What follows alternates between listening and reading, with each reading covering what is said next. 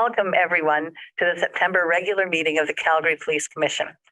I would like to call this meeting to order and ask that everyone ensure their microphones are muted until you need to speak.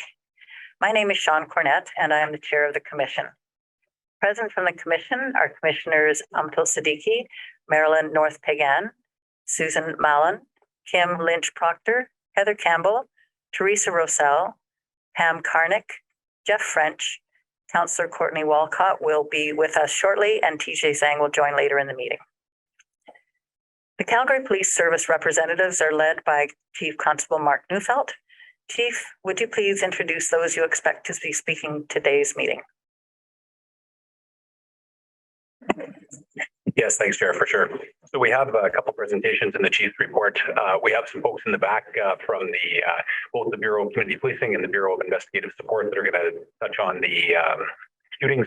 We have some folks here that are going to touch on employee engagement, but I think we can introduce them at the time we do the presentations.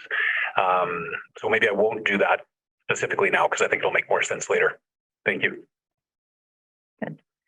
Good, and thank you. There's quite a number of people, so thank you everyone for being here. For those not familiar with our role, the Calgary Police Commission is a body of 10 community members and 2 city councillors appointed by City Council. We provide independent citizen governance and oversight of the Calgary Police Service on behalf of all Calgarians. To protect the political neutrality of the police, Alberta's Police Act requires that the police chief report directly to us instead of City Council. We provide direction to the service through the chief, police policies, monitoring of the police complaint process, and approval of how the police budget is spent. Today is one of 8 regular meetings we have each year to openly discuss police governance and oversight matters with the service's leadership and to hear from the public. We also have several private monthly committee meetings where commissioners work more directly with the service on various matters that cannot be discussed publicly. As we will be marking Canada's National Day for Truth and Reconciliation on Friday, our usual opening acknowledgements carry a special weight this month. We not only remember the proud history and culture of this land's first people, but also mourn the harm and trauma that has been caused by the injustices of the Indian Act, residential schools, the 60s scoop, and other racism directed at Indigenous people through our nation's history. I would like to encourage all Calgarians to take time on Friday to remember what has occurred and reflect on the role we each play in bringing reconciliation. We are meeting today on the traditional territory of the Niitsitapi, made up of the Siksika, Piikani, and Kainai First Nations, the Arahe Nakota, comprised of the Chiniki, Bearspaw, and Wesley First Nations, and the Tsuut'ina First Nation.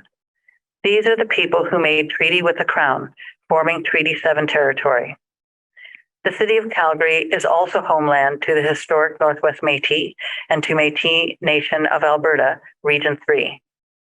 We are committed to doing our part to address the inequity and intergenerational trauma caused by past and current wrongs to support reconciliation with all Indigenous people in our community. Our commission also condemns racism and prejudice in all forms and is committed to being anti-racist. We stand in solidarity with our colleagues, families, and citizens who are Black, Indigenous, or other people of color. For those of you who are joining us for the first time, allow me to provide a brief overview of the meeting format. The public session of this meeting is being live streamed, and a recording will be posted online so we can make it available to those unable to attend. There will be several presentations from the Calgary Police Service, commission members, and commission staff. Commissioners will have the chance to ask questions or make comments after each one. Once we have completed the presentations, we'll move to the public participation portion of the meeting. Those who are registered to speak will then be called on by name and will have a chance to either ask a question or make a presentation for our consideration. Following the public participation, we will close the public portion of the meeting with the chief and I taking questions from the media. Everyone is welcome to observe the media availability, but only media can participate. To start our agenda items, I will now call for declarations of pecuniary interest or conflict of interest from the commissioners. Hearing no declarations, I will now ask for approval of the agenda. Does any member of the commission wish to request an amendment to the agenda? Hearing none, I will now ask for approval of the consent agenda. For those viewing today's meeting, the consent agenda is a list of routine items and reports that all commissioners agree can be accepted without more discussion or a separate vote. Does any member of the commission wish to request an item on the consent agenda be brought forward for discussion? Hearing none, I declare both the agenda and the consent agenda approved as presented. For my chair's report today, I would like to start by welcoming everyone back from the summer break. I hope everyone had a chance to get some rest and enjoy time with family and friends. We had a busy summer as commission. Commissioners were happy to have had the chance to participate in a community safety town hall, see exemplary officers recognized at Chiefs Awards Merit Pin ceremony, and help welcome Class 241 into the service. Last night, several of us also were honored to be invited to the service's Volunteer Appreciation Dinner, where the 323 volunteers who support victims assistance, crime prevention, youth education, and other important programs were recognized. On behalf of the Commission, I want to sincerely thank them. Finally, several of us attended the National Canadian Association of Police Governance Conference, where we were able to learn about and discuss issues facing those involved in police governance with our colleagues across Canada. During summer, there was also a lot of Commission business conducted. Work will be complete this week on the Commission's submission to the City Council for the City's 2023 to 26 service plan and budget. The Service and Commission have worked hard to ensure that police reform, anti-racism and reconciliation work, and alternative call responses continue to be a priority over the next budget cycle. We have also recognized that the service is facing some real staffing challenges that will need to be addressed, especially as Calgary continues to grow. I want, on behalf of the Commission, to thank all the staff at the service who put in countless hours and efforts to create the budget that will serve Calgarians well. It was tough work, and we didn't make it easy on you. Thank you for all you've done. In addition to the budget work, a special meeting was held this month to discuss concerns around the service's relationship with an unaccredited college. The conversation was productive and helpful. We thank the service for their transparency and look forward to receiving further information and follow-up on this matter in the months to come. Finally, I would be remiss if I did not acknowledge that the members of the Calgary Police Service had anything but a relaxing summer this year. Our city continues to see alarming rates of shootings and other violence. Each case requires significant resources to contain the situations, prevent further victimization, and bring people to justice. Investigators have successfully laid charges in several homicides, including the 8-year-old homicide of Colton Crowshoe. Thank you to all the investigators who do not give up on those cases.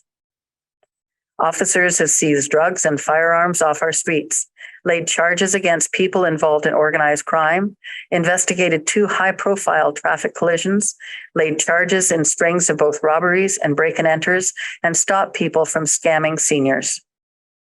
In face of all this, the service also makes time for cases like investigating the vandalism of the Peace Bridge and the theft of cemetery plaques. The service also continues its work on finding and returning stolen property, including bikes and most recently, Stampede coins.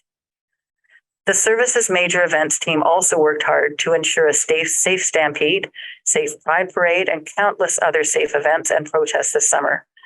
Other teams partnered with City Calgary Transit to patrol the transit system and address the crime and social disorder concerns of Calgarians. Finally, our commissioner also received a note from MAD, Mothers Against Drunk Drivers Canada, thanking the service for the passion, commitment, and professionalism that the traffic section brings to this tech stop program. This work takes countless impaired drivers off Calgary roads each year. On behalf of Calgarians and the Commission, thank you. We have seen the work everyone in the service is doing to keep our community safe. It is valued, and your service to us is deeply appreciated. In closing, I want to acknowledge two recent losses to our country. Like many Canadians, we celebrated the extraordinary life of Her Majesty Queen Elizabeth II this month. And we also mourned the line of duty death of Constable Andrew Hong with the Toronto Police Service. Our hearts go out to the families of both in their time of mourning. With that, we will now move on to the first formal presentation of today's meeting. The service will be sharing information with the Commission and public about the recent gun activity in our city. So Chief, I'll turn it over to you and ask you to go ahead with your presentation. Thanks, Chair, and thanks to the Commission for the ongoing work that you mentioned over the summer. I think it has been an extremely eventful summer, both for the Commission and for our members, as you mentioned. And so we appreciate the kind comments about the members of the service and the excellent work they do, as well as our volunteers who, as you point out, are 323 strong and bring a ton of passion as well. So thank you very much for that. Certainly, as you say, gun violence has been top of mind for Calgarians for obvious reasons in terms of community safety. We're here today to provide an update in relation to that.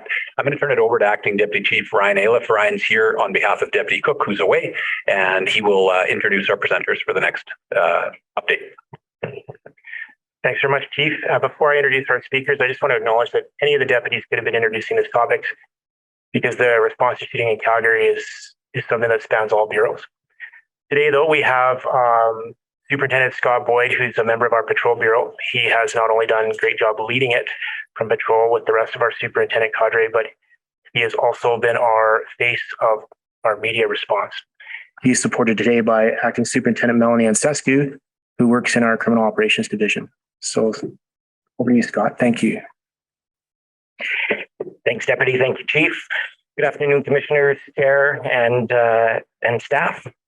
As the presentation's being loaded for you, I'll just start being mindful of the time I have. We continue to be concerned about gun violence in our city. The purpose of today's presentation is to provide an overview of the presence of violence that's taking place in our city, but also, more importantly, our response for a level of assurance. We know that we're on pace to break previous records with this level of violence, and it's already taken too many lives.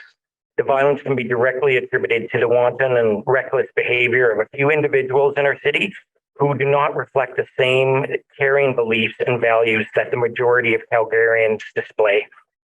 We also know that the answers to many of these questions of the unsolved shootings can be found in our communities. We continue to make our plea with community members to come forward in confidence and share their observations and information that will ultimately help put an end to this cycle of violence. We're focusing our efforts to coordinate existing resources to address gun violence, reduce the victimization, and enhance community safety.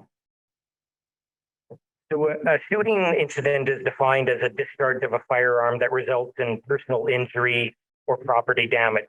As of September 12th, when this report was prepared for you, we sat at 100 shootings, and so the data will be reflective of same. As of today's date and the shooting we had last night, we're now at 106 shootings in our city.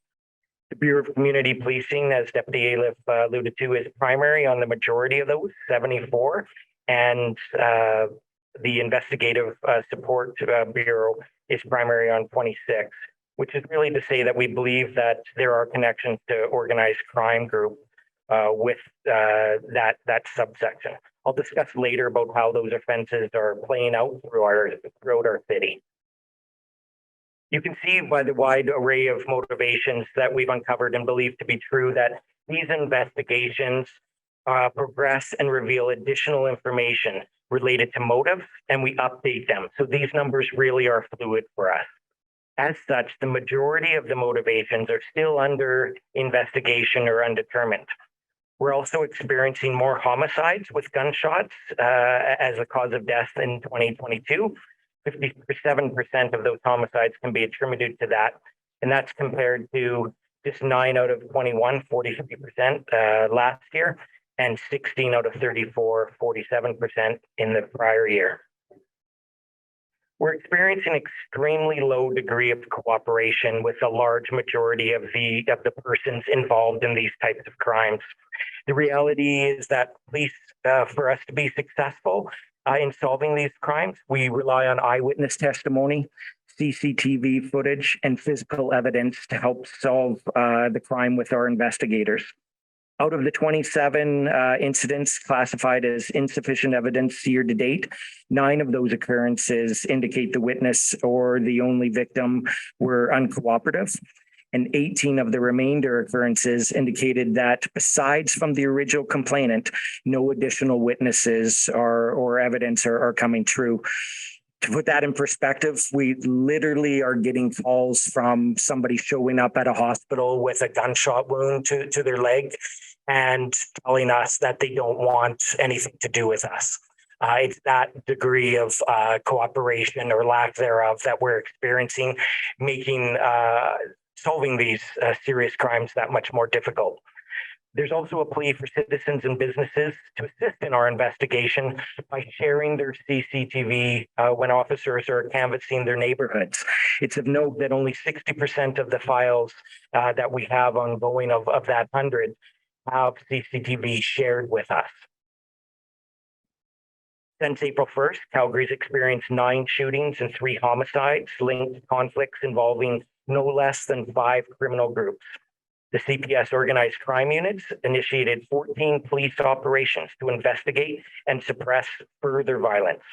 18 people have been charged with various drug and firearm related offenses. And between August 21st and the 23rd of the same month, there were 2 targeted shootings linked to a group conflict. The CPS organized crime unit initiated again more operations, resulting in 3 offenders being charged, drugs and firearm offenses laid, and the seizure of 3 firearms. We're confident that the violence playing out on our city is not related to conflict across Canada. It should come as no surprise, though, that when members of criminal groups are incarcerated, we see a decrease in the violence and vice versa. We need continued advocacy from interested community groups, these civilian oversight bodies, and governments on all levels for violent crimes and prolific offenders to be taken seriously when they consider bail options. Now, some cool science for those of you in the room interested. As our collection of physical evidence grows, so too does the likelihood of making deeper connections and helping our investigators discover the motives and other linkages to these crimes.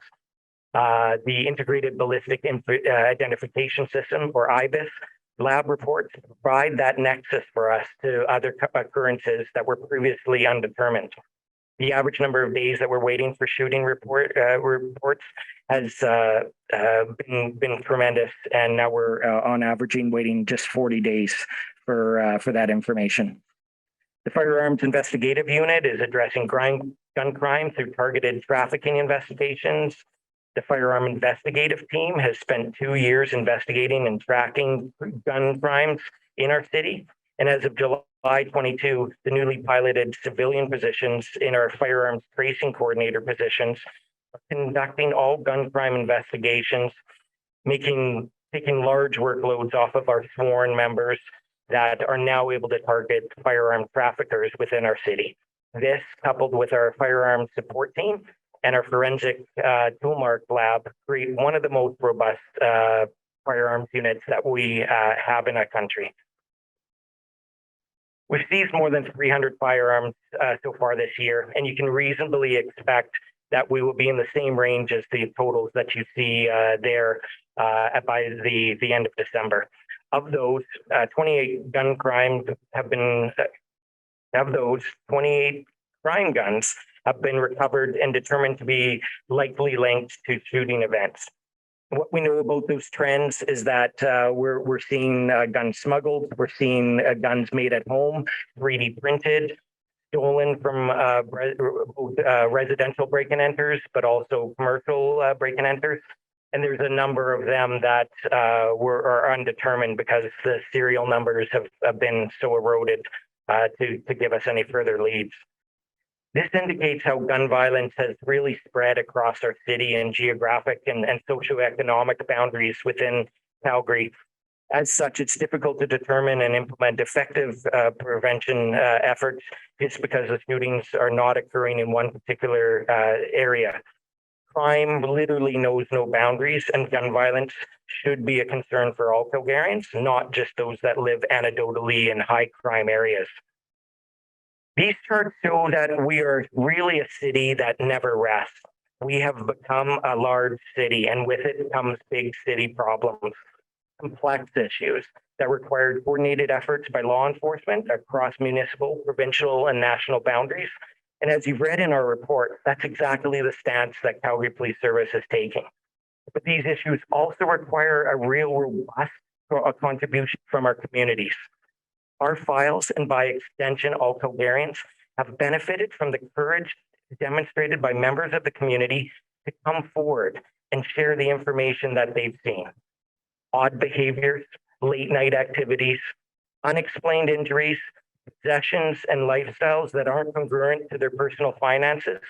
Any small tip is enabling our investigators to make a difference in these files. We know that members of the communities care for their friends and family, but we also know that individuals in gangs and gun violence, we know that the individuals in gangs and violence carry disappropriate amount of personal risk or injury if they're involved in those crimes.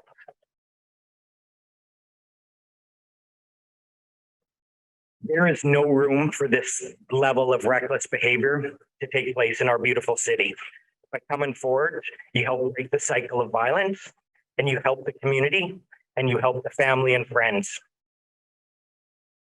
Here's our approach. Having shared with you some of the trends and base data, we also want to reinforce with you that we have a plan on gun violence. Our approach is multi-pronged and has a focus on 4 main areas. First, incident response. And this is from Deputy Topics Bureau. I can only stress how crucial our initial response to related crimes and calls for service really is.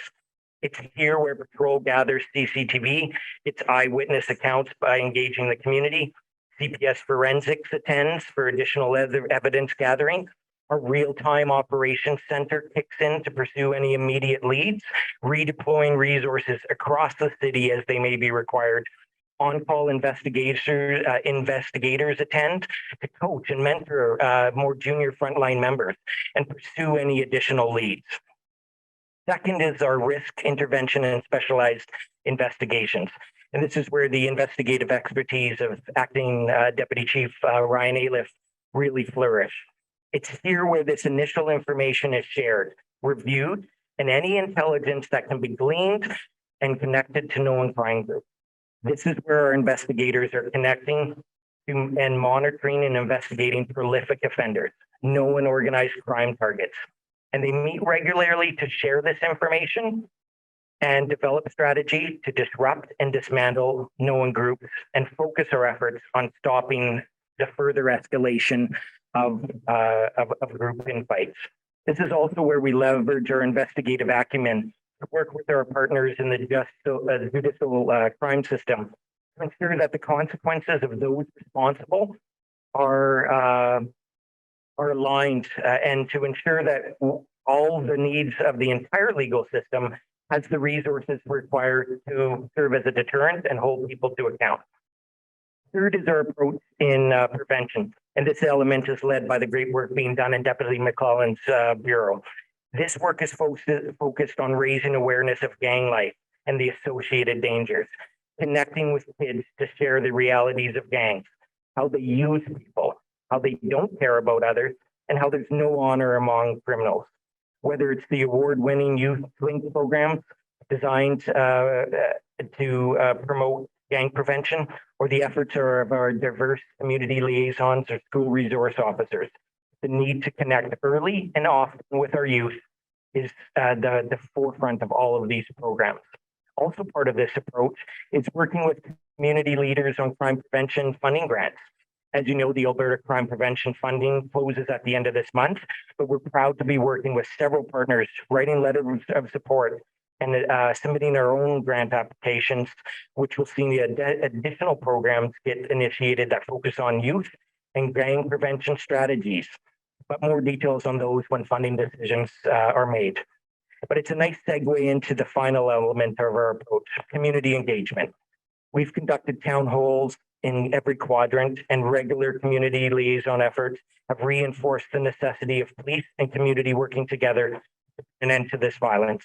As mentioned, we know the answers to these crimes are found in the community by the people coming forward to share what they know, to help police and to help this end this cycle of violence. Although most shootings are targeted, not all are tied to gangs, and shootings put our entire community at risk. Finally, I'd be remiss to not leave you with some of the successes that we are experiencing within the Calgary Police Service. Much work takes place behind the scenes to further our investigation, solve these crimes, and build community relationships. We take great pride in being able to profile the awesome work of our investigators, analysts, crime scene experts, and the cooperation that we're having with our communities. Between January 1st and the date of this report in September, we've published more than 50 news releases related to shootings, firearm seizures, and gun-related violence. Not all files result in arrest, of course, but some critical intelligence is often gleaned from this. So that arrest with the 3D printer and then the tragic incident here of first-degree murder and the charges that we were able to relieve. These are only two of the many arrests that have been made in connection with gun violence and weapon seizures by the Calgary Police Service, but I assure you, our emails are filled every day with gun updates, weapons being taken off our streets, and further connections being made on files. Reading those updates and the great work being done really forms part of the best part of our day.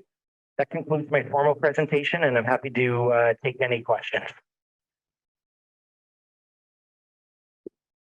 Thank you. Very interesting and a really good update for things that are going on right now. Thank you. I'll turn over to commission and ask for questions. Start with the first ones I've seen. So Councillor Walcott, please go ahead.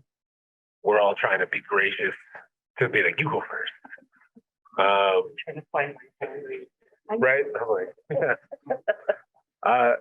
Thank you so much for the presentation, because yeah, this year has been, well, I don't actually know how else to describe what you guys are going through right now with the uniqueness of the situation, at the speed at which the numbers have been increasing. You know, when we look at the year over year stuff, my hope is at the end of this year, it'll average out to like be like, oh, we won't have that record year, but the pace is just showing us something different, and that's startling, right? So my first question is slightly off, and then the rest are right back onto it. Just a couple of meetings ago when we were discussing kind of the mid-year stage, I asked a question just about shootings, the way that we record them around suicides, as one of the types of shootings that's not counted in this work, just to represent kind of the full scope of the gun violence problem. And I was just curious if there had been any movement, because we walked away not really knowing exactly why that stat line was counted, say, somewhere else when it came for suicides versus, say, injuries, emotions, and then shooting. So just curious if there was any movement on that at this stage. And then the rest are specific to your presentation. I'll take that one quickly, because that was a great question that you asked, and I think I was saying that we never had sort of included that in the discussions there, but probably some really good reasons to want to do that. So we didn't move that forward in the summertime, largely because that's not a great time for us to be changing processes and such. So if you could just hold that, we'll bring that back for you, and the discussion around what we will do with that. My only concern, and I think I raised it last time too, is just the impact that could have on the stats and the comparison and analysis year over year. But nevertheless, that might not be a reason not to do it. So I think, again, it's a good question. We'll come back with an answer. Oh no, I appreciate it. One of the things that was said in the presentation that I'm really interested in as well too is that it's only roughly 60% of people were submitting their CCTV for an investigation. Is that optional? Is that something that people have the choice to do when it comes down to that type of cooperation, when it's related to, like, say, businesses? I understand why a community member might not want to provide their say, like a Ring camera or something like that, but businesses as well are not cooperating in that same way. Yeah, and there's no, it's a good question, Commissioner. It's a wide variety of answers, actually, of not having trained employees that know how to pull the information for the police when they actually get there. So either it requires now a follow-up, right, that is delayed, or that just never comes because they didn't have it recording during that time, or they've now accidentally deleted it or whatnot. But yeah, it's a wide array of degree of cooperation, and we're doing our best to impose on them the seriousness of these crimes, depending on the Types of situations, our officers will work towards writing warrants, so we'd be able to get that if there isn't the degree of cooperation. But as I'm sure you can appreciate, that warrant writing process isn't quick and detracts from a lot of the other police work. So we're appealing for cooperation from our community as opposed to having to go to those investigative links. I appreciate that. Yeah. I'm curious if that's a role that the city might be able to play as well through a bylaw and licensing, just to help carry that education forward. That's not fully on your plate. So I might come back to that offline in this different scenario. Another thing that was mentioned that caught me off guard this year is that crimes go beyond socioeconomic borders. And so traditionally, I was always often under the impression that there was some form of correlation. And so I was curious if that was maybe a mistaken assumption I had, or if this year it's unique. As the data suggests to us, I don't think it's a unique year for us. It really is just the reality of the factors in Calgary, that all areas, all districts and communities are impacted, and that makes it a wider challenge for sure. Okay. And then this is my last question. This one's a quick one. With the recent kind of gun bans that are coming down from the federal government, and I know that the RCMP are supporting a lot of the collection of the weapons. Is the CPS participating from the Calgary perspective as well too, or are we mostly relying heavily on the RCMP to participate in that? So we haven't got the details. I said before when Bill C-21 came out, and again, that was a fulsome bill with a bunch of different pieces in it. And we're sort of waiting for specifics with respect to that. And there's been a lot of discussion lately, but we actually haven't gotten the specifics in respect to that. I've heard a number of things, that are being considered federally, but I don't know how seriously. So I guess the short answer to that is we're waiting for more information about whether and how that will impact us and what role we might be expected to play. Yeah, that's what I thought as well too. Thank you. Thanks, everyone. Thank you, Councillor Walcott. I think we've got Commissioners Siddiqui, Campbell, Lynch Proctor, and we also have Commissioner Rossell on the phone on the line as well. So I will start with Commissioner Campbell and then Commissioner Siddiqui. Thanks very much, Chair. And thank you, Superintendent Boyd, for looking directly at me when you talked about the cool science, because you know that I love that. I'm going to be a little bit more deliberate than Councillor Walcott because, well, I can. So my question is, would Calgary benefit from a gun buyback program as a tool, one of many, to reduce the gun violence we're experiencing in Calgary?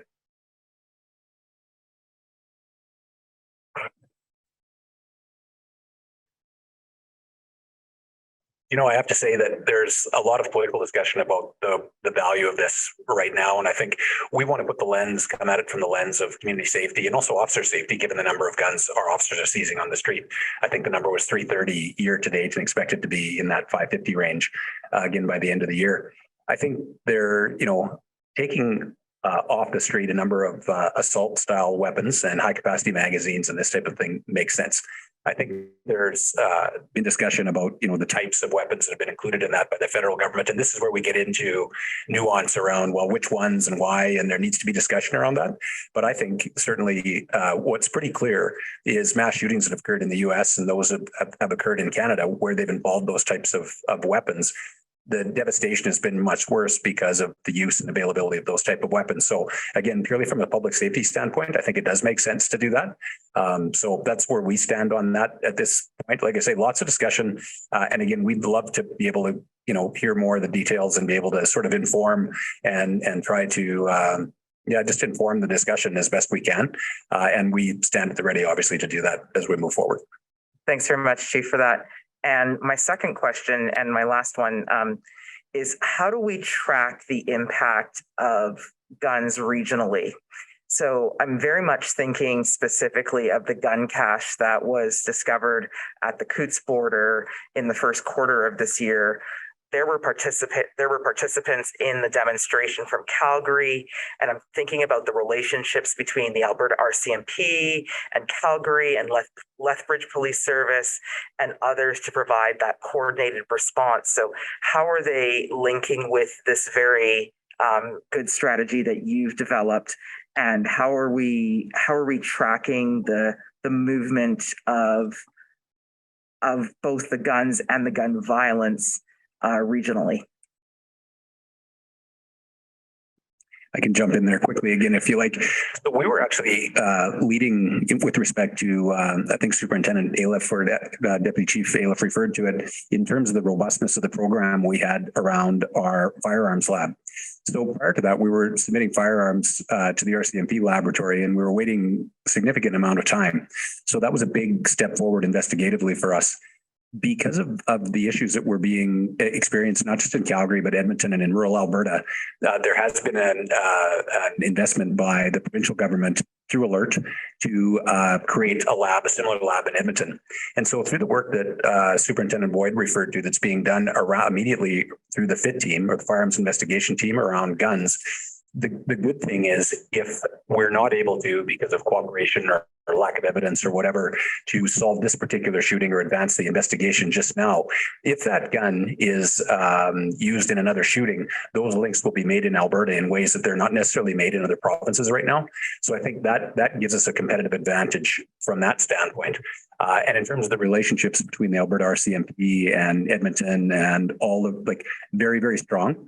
And certainly in the South here, we've got members of the RCMP in our RTOC, I think most of the day. And so anything that happens between jurisdictions, especially in the ring around Calgary, is handled very seamlessly. So the relationships are very strong. Intelligence is shared. And I think you would have seen today, even the announcement on El Cobra, the Southern Alberta file, significant seizures. So there's some really great work being done because of the level of cooperation that exists there. Thanks, Chief. Back to you, Chair. Thanks, Commissioner Campbell. Commissioner Siddiqui. Thank you, Chair. Thanks, Superintendent, for the report. I have a couple of questions regarding grants and funding.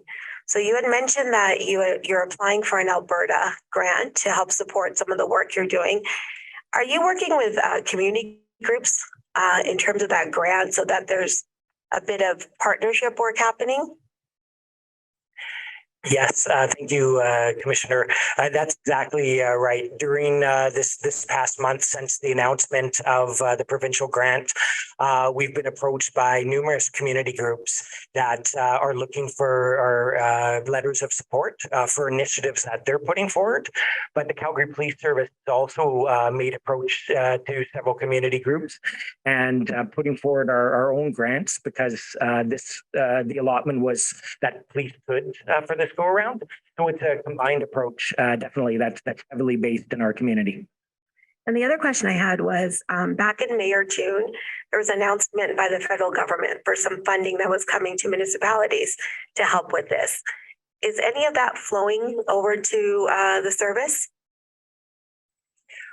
I don't have any line of sight on that one right now, but maybe the deputies or the chief may be able to jump into that. I would say not directly. That was an interesting grant in that the federal government actually jumped the province and went straight to the municipalities. So generally speaking, those types of grants would flow through the province and then they would flow to the police services and sometimes through Alert as a funding mechanism, depending on the types of programs being contemplated. So in this particular case, the money went to the city. And I don't think, unless anybody wants to correct me on this, I don't think we've been invited to the table for that discussion. Okay, thank you. I was curious. Last, I just wanted to make a comment. I've heard a lot about your community outreach and actually just heard about a conversation that's even happening this weekend. So I wanted to thank you. It's been very respectful and the community is noticing that. So thank you for that outreach that you're making and that you will continue to do. So thanks. Thank you. Thank you. Commissioner Lynch Proctor, go ahead. Thanks, Chair, and welcome back, Superintendent Boyd. Good to see you. A couple of questions. You mentioned that you're connecting with kids through YouthLink and other organizations on the risk of gang involvement. Can you talk about what percentage of gun violence in terms of statistics involve youth, and whether or not you're also engaging through the SRO program in schools on this issue? Thank you for the warm welcome and your question. I don't have the specifics of the youth, but I would say anecdotally, what we're hearing from our investigators is that we know that the youth are very observant, and they're mimicking what they're seeing being done in the communities, regardless of what that is. They see what they perceive as a heightened lifestyle with a nicer car or with possessions that make it very lucrative for them. So our efforts are in the prevention, getting to the youth at an early stage through YouthLink and the online education that they were really leading across the country, especially during COVID for the online pieces. But there's an element in the SROs and our community resource officers to connect with families in town halls, small group settings with the associations to deliver that message whenever we can. Thanks. That's good to hear. And I had one other question. It was related to your work with the Specialized Crown Prosecutor's Office on enhancing incarceration. Are you seeing a push federally for this as well? Might be a question for Acting Deputy Aliff. I'll maybe start as he gathers his thoughts. But I would say that we have regular CPS Crown meetings, and Acting Deputy Aliff sits on Law Amendments Committee at a Canadian national level, and may be able to add additional insight as to what those conversations are looking like. Thank you. Yeah, that would be the sum total of it. We meet regularly, not only here with our crowns in Calgary. Those meetings are connected to provincial meetings on two different levels with our prosecutors and with the Law Amendments Committee, which is a group of senior police officers and police lawyers. That group is also connected to Law Amendments, which is a national CACP committee. So, we have the ability for issues from a civic level to move all the way up nationally to get heard there and get ideas and help from across the country in that aspect, and then to trickle the best ideas from across the country to come right back to Calgary, if that makes sense. Thank you, Commissioner. Commissioner Rosell, can you unmute and ask your question? Yeah, no problem. Thank you. I know that you said the increase in shootings is not related to shootings in other cities, but are we seeing similar trends of increased shootings elsewhere in Canada, or is it isolated to Calgary mostly? Thanks, Commissioner. I had the privilege of being in Ontario last week with a variety of colleagues, peers from agencies from Vancouver to the Prairies, Ontario to Halifax, Nova Scotia area. And undeniably, this is a Canadian-wide trend.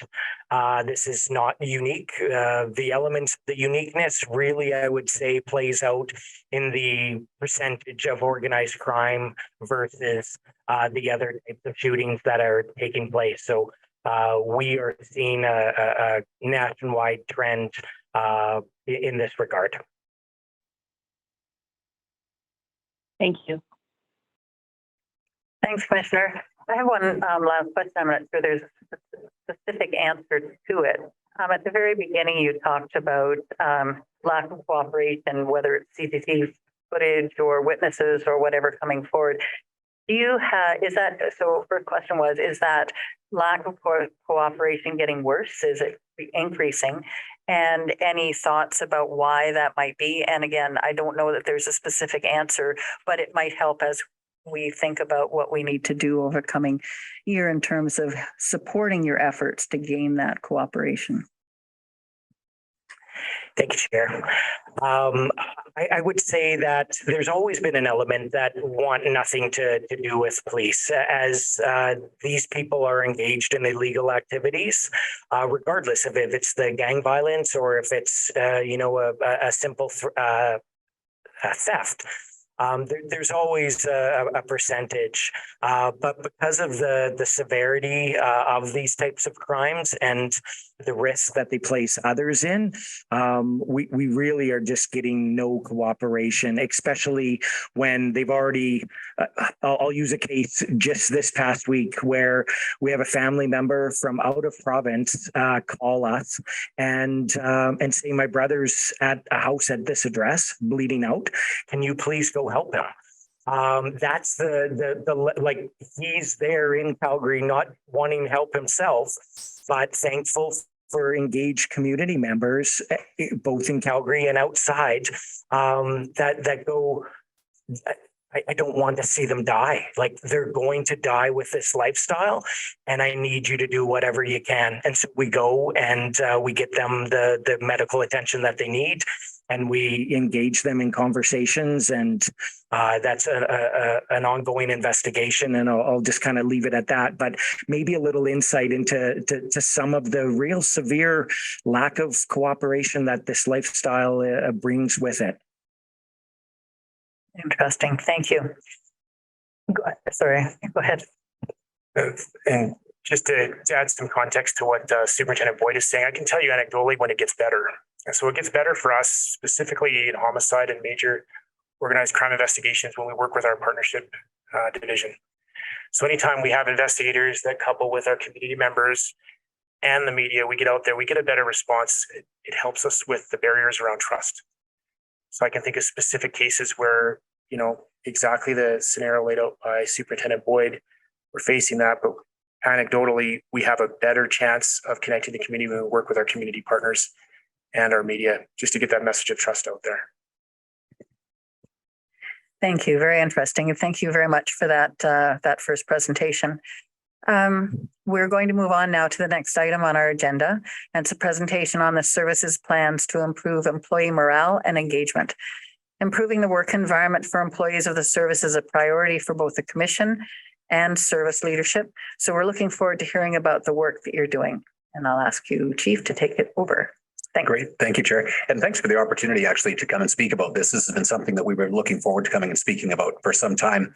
I think after, less than desirable results in the 2021 employee engagement survey, we took a bit of a different approach this year into how we were going to follow up from the survey.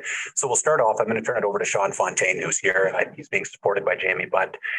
Sean's going to take us through a bit of a presentation in terms of the process that we looked at and what we learned from that. And then I'll have some closing comments at the end, making sure we have time for Q&A. Thank you. Sean. Let's see if I can work this. Yes.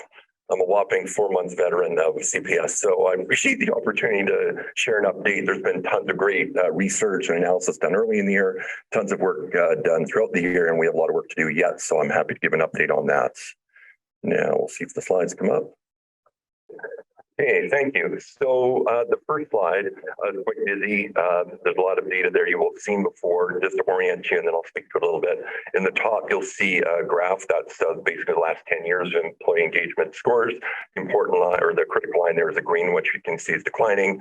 And then in the bottom half of the slide, you can see there's some very direct verbatim comments we've received, and I'll speak to some of that. But overall, employee engagement morale peaked in 2014, as you can see, and started to decline in 2015. There was an uptick in engagement with the appointment of Chief Neufeld in 2019, but in 2021, as you can see, employee morale and engagement reached our lowest point in 10 years. So as a result, before I joined CPS, they did a gap analysis of employee outcomes and initiatives in the annual policing plan, conducted employee engagement sessions, conversations, and email feedback with 207 employees, benchmarked with other police agencies, and reviewed documentation for initiatives already underway. The goal was to identify key themes and root causes for declining employee engagement and morale, to identify current actions and initiatives, that will impact employee outcomes in 2022 and gap for new initiatives, and also to come up with recommendations for successful implementation of actions to ensure meaningful change for employees. So overall on this slide, you can see some overall context. As part of the research and analysis, we conducted benchmarking of many police services across Canada and with the Canadian Association of Chiefs of Police. The challenges we're seeing are not unique to Calgary. In fact, we see similar themes across Canada affecting morale of police employees. And you can see on the screen, frontline resourcing, workload, low morale, increased political criticism of policing, and lack of clarity. What is unique to Calgary is that the Calgary Police Service is leading the way in Canada in not only data collection, we have excellent multi-year data thanks to the Commission survey. I give my thanks to that. I'm a data nerd, so thank you. The latest survey is on right now, close in a couple of days, so thank you again for that. No service I've spoken to has the 10 years of data that we have, so that's fantastic. As well, we have deeper data due to more questions asked within the survey than other services.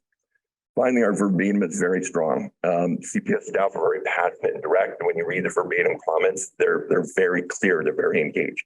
The worst case is when people just go quiet, they don't tell you. Our members are not that. They're very direct and they're telling us what the problems are, which is fantastic. They tell us what the problems are and how to fix them. Finally, CPS is the only service in Canada that I'm aware of that I've spoken to with an action plan to address the downward trends. And that's what we're focusing on.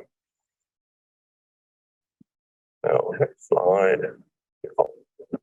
So what our research and employee engagement has told us is there are 6 key work areas. All are identified by the members in order of importance, and you see them on the slide. Number 1, improving resourcing, workloads, and resiliency. Employees say their work is complex, it's challenging, it's unrelenting. There are many inefficiencies that need to be addressed to improve workloads, but there's not enough time to make the necessary improvements. Employees do not feel valued or appreciated. Number 2, you see, build ELT trust and support. Effective leadership is important to all employees. This includes increasing the connections between ELT employees and ELT publicly demonstrating support. Number 3, implement fair, efficient, and effective processes. Employees describe flawed processes and systems or inconsistent implementation that advantage some employees over others. This theme includes addressing process and accountability issues with tenure, promotions, competitions, accommodations, and discipline, all with an eye towards our commitment to EDI and anti-racism. Number 4, improve communication and information sharing. Like many large organizations, CPS employees struggle with information overload and getting the right information at the right time to do their job, and the ability to provide input.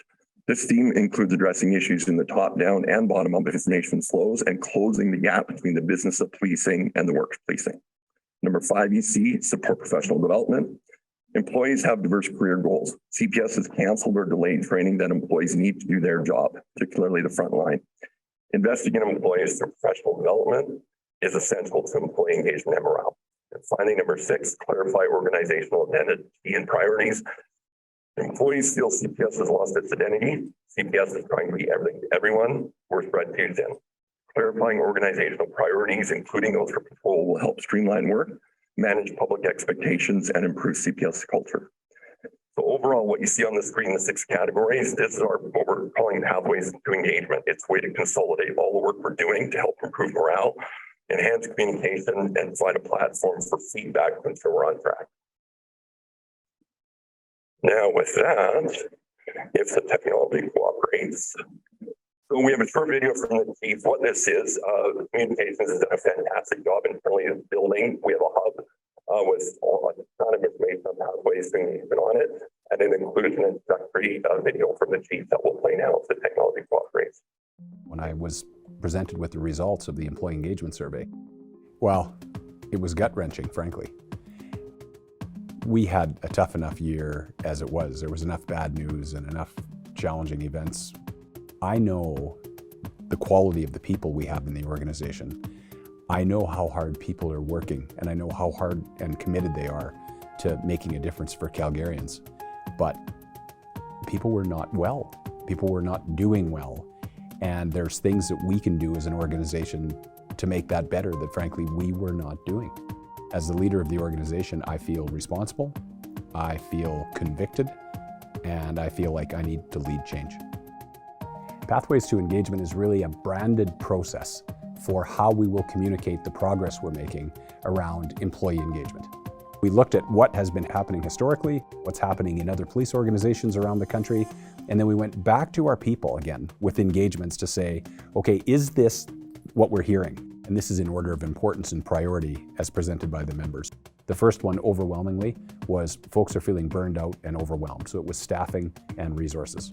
The second one was one that I think we can deal with quite quickly, relationships with the ELT and around support given to members. The third one is the implementation of fair and efficient processes. This goes back to the Bureau of People and Organizational Development. It goes back to our promotion processes, our tenure processes, our lateral transfer processes, and professional standards processes. Improved communications and info sharing, thus pathways to engagement. We recognized we didn't have a branded process for communicating the work that we're doing. Supporting professional development. I think there's been a real gap during COVID, partly because we couldn't train, partly because we couldn't travel.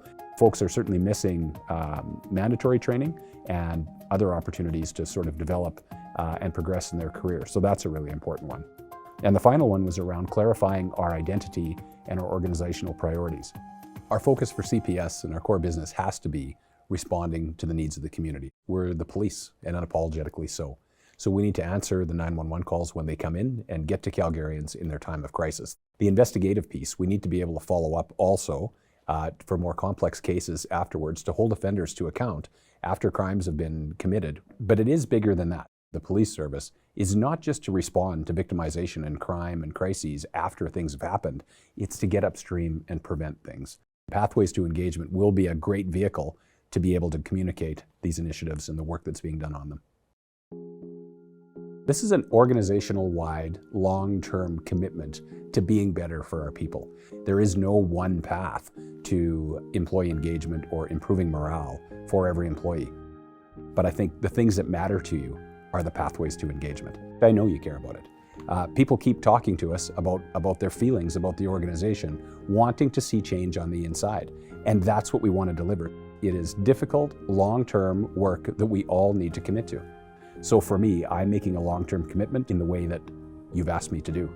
I need to reprioritize and invest my time around issues that are important to members. Relationships with City Council, relationships with our commission, relationships with the association, and relationships with city administration.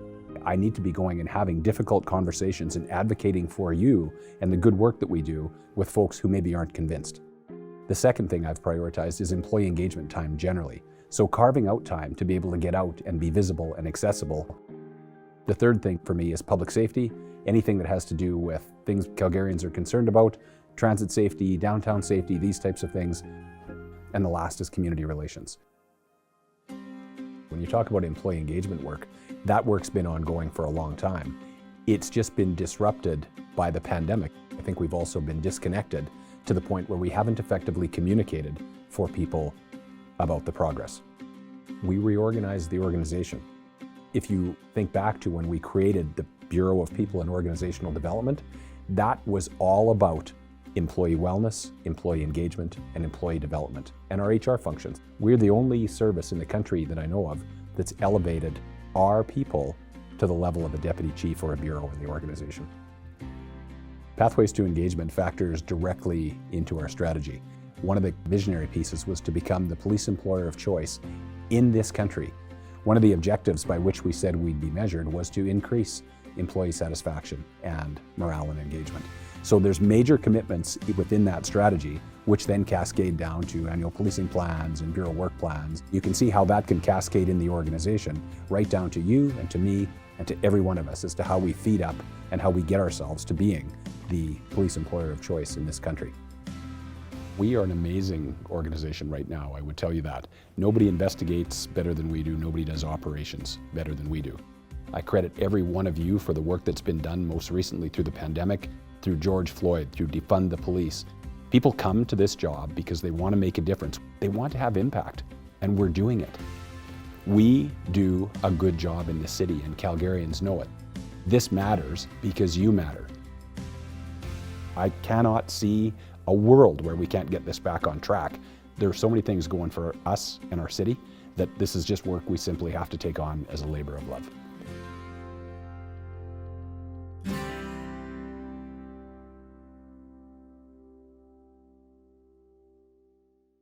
Thank you, Chief. Thank you, virtual. Perfect. So now what I'll do, if I don't freeze up here, what I'm going to walk you through very quickly is just in each of the 6 categories, just a quick snippet of a lot of the great work being done. There's more in your report. So there's a few highlights for each of the outcome areas to demonstrate work underway.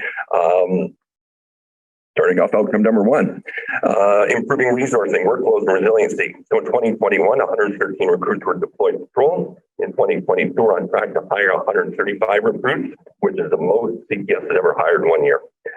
Frontline staffing was also prioritized, promotions, placements, and internal competitions. In June 2022, the People Plan was launched. This has commitments to member wellness and resiliency, recruitment and training, career development, HR modernization, and a diverse, respectful, and inclusive workplace. Also noted on the slide, there's a number of initiatives to reduce calls for service, including call assessment, call diversion, make the right call campaign, and unwanted guest dispatch criteria. Number 2. So policing across Canada and across the world, as everybody knows, has faced more public scrutiny and criticism than ever before, all while officers are dealing with increased violence, division in our communities, and perpetuation of social discourse and hate. Leading employees through such challenging times means the relationship between executive and employees is even more critical. Employees need to feel heard, seen, and supported both in the workplace and publicly. And you can see some examples on the slide around support deployments in the front line, protest, stampede, Red Mile, senior officer initiative, quick response teams, and prioritizing initiatives important to employees. Outcome 3. So this connects back to the People Plan we discussed earlier on around workload and resiliency. This is all about HR and PSS processes. Some of the work already underway, in addition to the People Plan, includes you can see significant reform in the PSS to improve timeliness of matters, improve communications and information sharing, and be more transparent in the decisions that are made. Revisions to the promotions process are also key. Steps have been taken to make the process employee-led and reduce barriers for employees, especially those who are working frontline duties. Finally, the tenure review and standardizing accommodation process are also identified as key areas within this outcome. Number 4. Communication. So this is woven into all the work we're doing, communicating good work that's going on across the service and helping members understand the connection between hearing their concerns, identifying solutions, and implementing outcomes. This is key to employee engagement and pathways to engagement. And you can see some of the examples on the screen. The website we've talked about, increased visits to work areas, communication surveys coming up to better understand needs, HR training for managers and sergeants, PSS engagement. And I know as well, it's not on here, but communications is building an entire communications plan beyond just the hub. We don't expect everyone just to go to the website. So we're coming up with a ton of ideas, commander meetings, information out to the districts, even simple things like posters and work areas to share lots of the work being done. Another critical part of this we haven't spoken about is feedback. I'm a massive believer in feedback, good, bad, ugly, we want to hear it.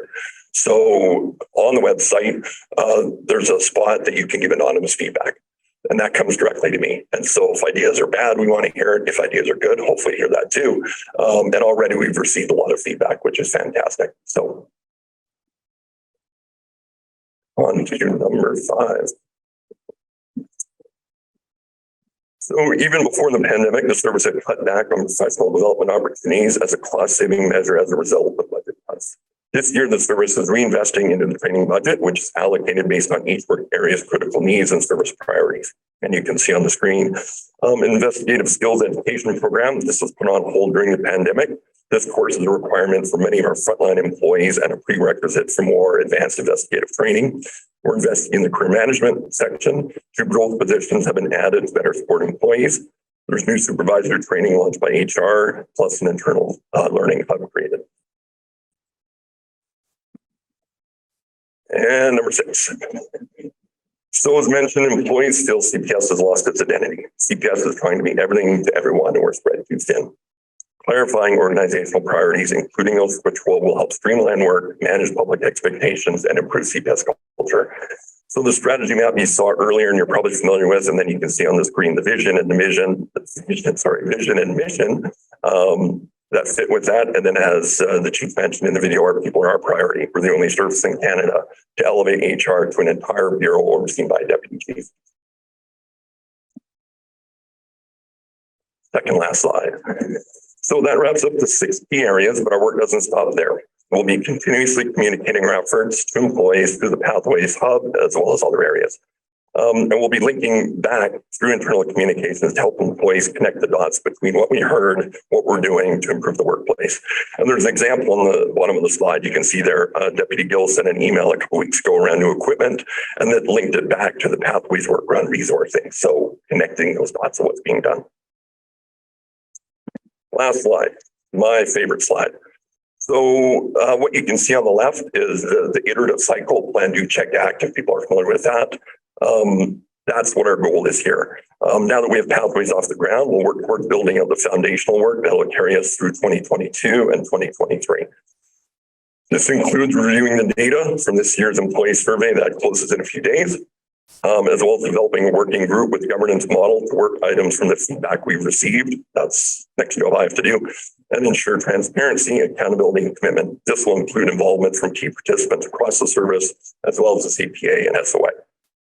A key thing here, the chief has said a number of times, this is not a project.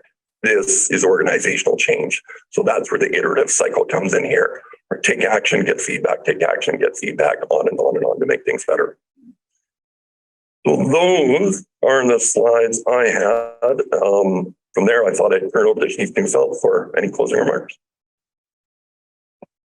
John and Jamie, thank you very much for your work on this. I think this has been an important piece of work. I think, after having an initial bump in the numbers there in 2019, we thought that was going to be a good thing. Then, of course, we went into the pandemic. We saw a drop and we were like, okay, I guess this is overly surprising. And then we saw a more significant drop in 2021. Folks here will remember in 2020, we got together. Our approach to the results of the survey, we're really getting together at a top-down approach. So it was, CPA, CPS, CPC getting together to say, okay, here's what we see in these survey results. Here's things that we think that we could do that would make things better. And then we get the results in 2021 that show another decline. And so, again, I think Sean talked about it there. I wanted to take the approach where we took a better understanding and take it out of the context of just year to year and take it out of the context of COVID and stuff and say, let's look back. And I think, Jamie, was it 2016 to 2021 you looked at? So, and again, we were thankful for the data that we had. And as Sean said, other police agencies in the country didn't have rich data like we did. So we were able to go back to those, that was 6 years worth of surveys. And what we learned in that is that folks had basically been fairly consistent with what the issues were for those number of years. What we found was we had an implementation problem. And so I don't think, it's not that anybody was, intending to, not deliver on this. If you think back to what was going on at the time, we had 5 different chiefs between 2015 and 2019.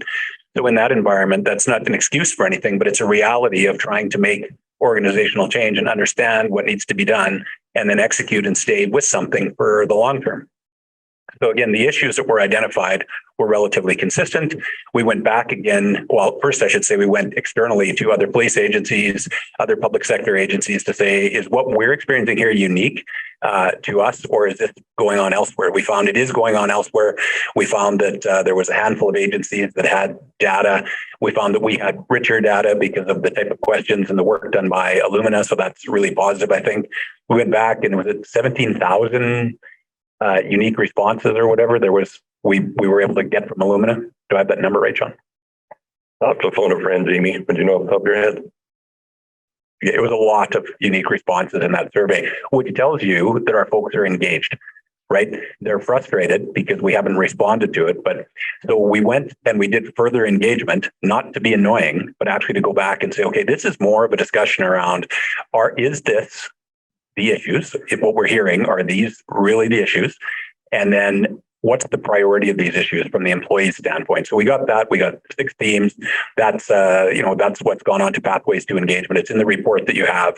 And then we went back to try to go at this a little bit differently and say, we have to understand locus of control and try to get people to focus on morale not being something that is going to be delivered from above. We're going to do certain things. This isn't going to be about ping pong tables. It isn't going to be about, having a barbecue on Friday and that sort of thing. This really is reflective of the fact that, as I say many times, we investigate like no other agency that I know of. We do operations like no other agency, but it is the internal services that would atrophied over time as the organization grew. And so when people say, I don't feel valued, I don't feel equity and the equity in the processes and this type of thing, it's because it's a reality. They don't. And so this is something that we've prioritized. You'll know that the budget asks and that type of thing, 2021 adjustment, the coming 4-year budget ask has prioritized this type of thing. But there's been a very strong systemic piece, and it was laid out in the video, where the plan in the beginning was to say, okay, let's actually reorganize. And I'll even go back before that. We changed the leadership model. The commission changed the leadership model in 2019, going externally, bringing in an external view. We did the functional review, which was very much Deputy Topic, when he entered the organization, did that, very much engaged employees around what changes need to be made. The functional review led to a significant organizational restructuring, which did create the Bureau of People and Organizational Development to elevate this to a top line item under a deputy in an organization. As I said in the video, I know of no other organization that's done that to address these types of issues. So when we talk about the strategy, we pointed out the commitments that were made in the strategy. This was all done with the help of CPC prior to the results of the survey in probably 2021 or 2020 for that matter. So again, we're creating the environment and the investment and building out to create an organization where culture change happens. So again, there's many individual things that we need to do, and that's a labor for everybody, as I say. So, but systemically is how we'll make this change. So changes in the organization. We've got the strategy. We've got the annual policing plan that sets out what the organizational priorities are going to be. That's done in consultation with CPC. We report on it quarterly to demonstrate the successes we're having or not having. And so at the end of the day, like I say, there's a bunch of pieces, but we probably hadn't made during COVID and with everything going on, we hadn't made those connections, crystal clear for employees about all these things that are going on and all this change in the organization, but how it all feeds up to making things better. And so Pathways to Engagement is really just a branding way to sort of flag for people that this has to do with what we're trying to do to make things better for employees. So I now, with the work that's been done there, I'm in the process of completing a letter to deputy chiefs and direct reports there to say the expectation is going to be, and when it comes performance evaluation time, there will be a discussion about what are you doing to forward employee engagement in the organization. That includes also the anti-racism strategy, by the way. But our promotion processes now have questions around what are you doing to promote employee engagement? And so systemically, I think we're building in the pieces that we need to that'll make the difference over time. We've wrangled a lot of things that were sort of out there, Whitman, Arkansas around the discipline process, the advocacy to the province around Police Act reform and stuff, things that we know are important. And there's a lot of crossover, as you know, between the citizen survey and the employee engagement survey. And so I would say that when you look at the work that has been done building up to even the results of the 2021 survey, a lot of pieces have been put in place. We've had, I think, Heather, you were able to sit in on some of those engagement sessions. We had the support of the associations for that. We've given this presentation that Sean gave to the associations, asked for their support in relation to this. I will say there's some skepticism because there has been the completion of surveys and people are like, man, like we've done this and we haven't delivered. And it's true, we haven't. But I think we're in a position to do that now in a better position than we've ever been. And so I look forward to, where we go with this going forward. But again, as Sean says, like, this is not a program. This is not an initiative. This is a change in the way we do business. We just need to be able to get the employees to engage in the pathways that are available now for bringing forward ideas and innovation. And those things are there. It's just that some people don't engage them because they feel like I've tried before and they didn't necessarily work. So again, we're asking people to take a chance on the work that we're doing. And like I say, time will tell, but we continue to work collectively in this direction. So I think that's it for me. Jamie, was there anything you wanted to add? Okay, thank you. I'll turn it back over for Q&A. Thanks. Thank you very much, and good presentations. I guess I will just jump in and say you answered a question I had, which was in reading through the material, it sounded like communication was tending to be one way. And I just, if you wanted to elaborate on any of the other feedback mechanisms you're looking for to get more input as you go along. I understand there'll be a lot of critics always in culture change, but if you've got a piece on your website that's feeding back, you're doing a survey, are there other things that you're looking for? Yeah, I'll take a shot at it, and then the chief can jump in. I want all feedback. Again, there's the anonymous option through the website. Obviously, any face-to-face feedback would be great, and part of the communications plan will be going out more face-to-face through the districts, through commander meetings, whatever, to get that feedback. Also, to be honest, I would hope it comes through chain of command, and maybe the chief can speak to that. I think that's the first stop to give feedback on any of this, and that it would start there. But I think our anonymous or straight to me is always a backup to that.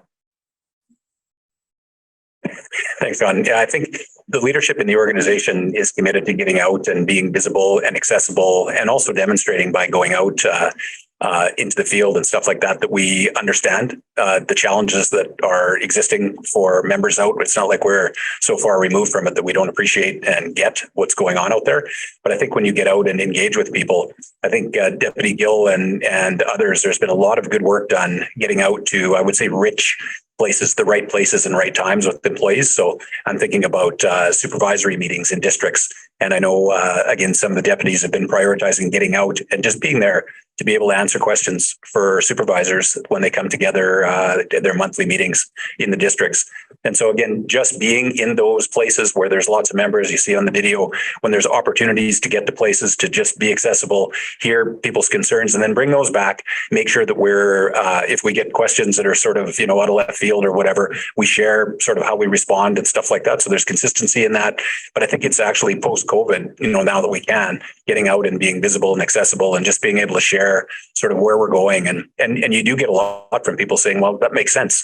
And we didn't necessarily know that. And it's a challenge in a 24/7, 365 environment to get to those employees as well, because they're busy folks with lives and stuff as well. And they don't necessarily always follow, to your point, what's posted on the website. Thank you. Okay, so questions. I'll go Commissioner Mallon, please.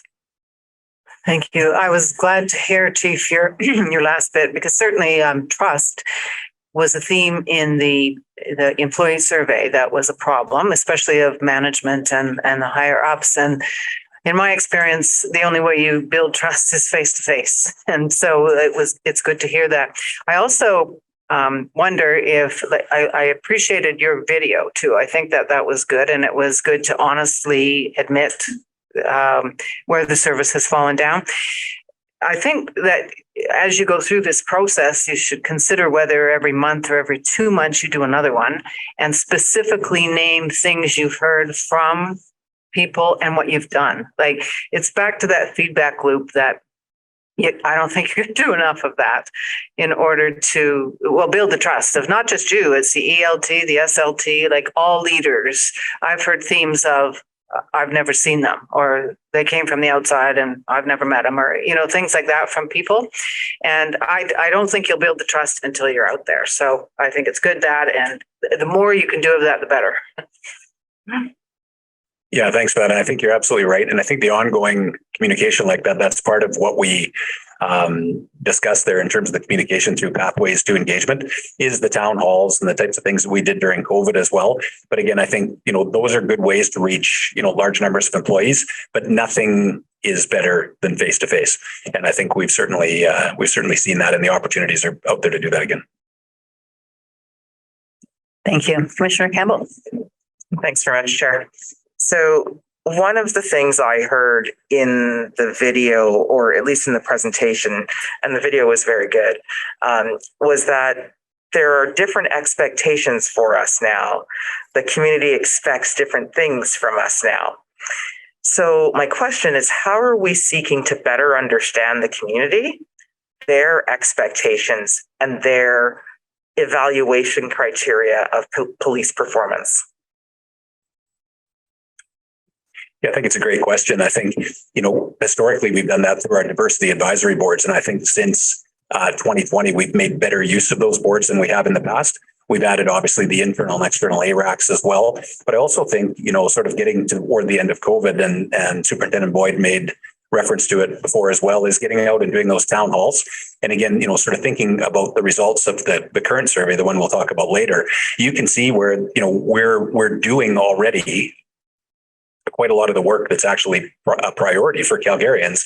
The key is going to be to get out there and engage with them about that. And I think, when you even look at, and I'm proud of the fact that we have now community engagement in key policies, use of force policy and stuff like that would have never happened previously. So these are changes that have been made in terms of understanding the things that are important to community, and then going out and again, ground truthing that with them face to face and giving them sort of say into how particular policies and things that will impact them will roll out. So I think that's a key piece of it. Thank you. And I was going to ask this later, but it came up in the video, so I'll take the time to ask it now. What does it mean to unapologetically be the police? So I think we had that conversation there at a previous meeting, if I remember, but I think the police have to be able to occupy the space that the police need to occupy and not be apologists for the work that they have to do. The reality of it is, use of force never looks positive.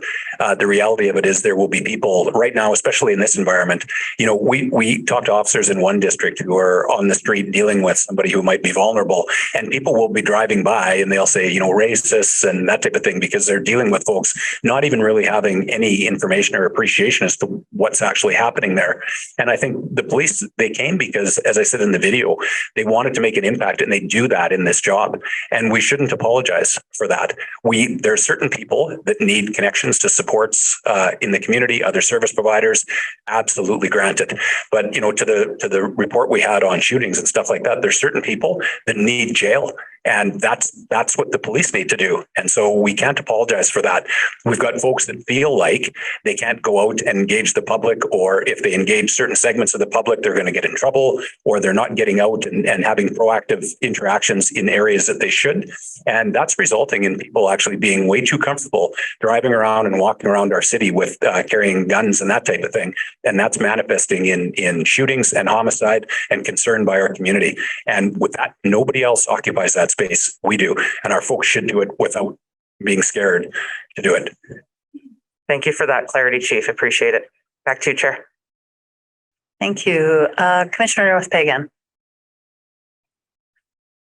Yes, thank you for that presentation. It was nice to actually see something put together after all these years. As you all know, I'm the longest serving member here on commission, and I've seen what we identified as the glass ceiling throughout the years. And that's coming up with plans like this and not having the front line actually receive what these plans are. That's been the biggest issue. We call it a glass ceiling. So, I think it would be wise if we actually, as a commission could receive the updates as this is moving along. I would like to see how this initiative is developing as it moves along, because this has been a huge issue for years. And with that being said, the leadership does come from the top.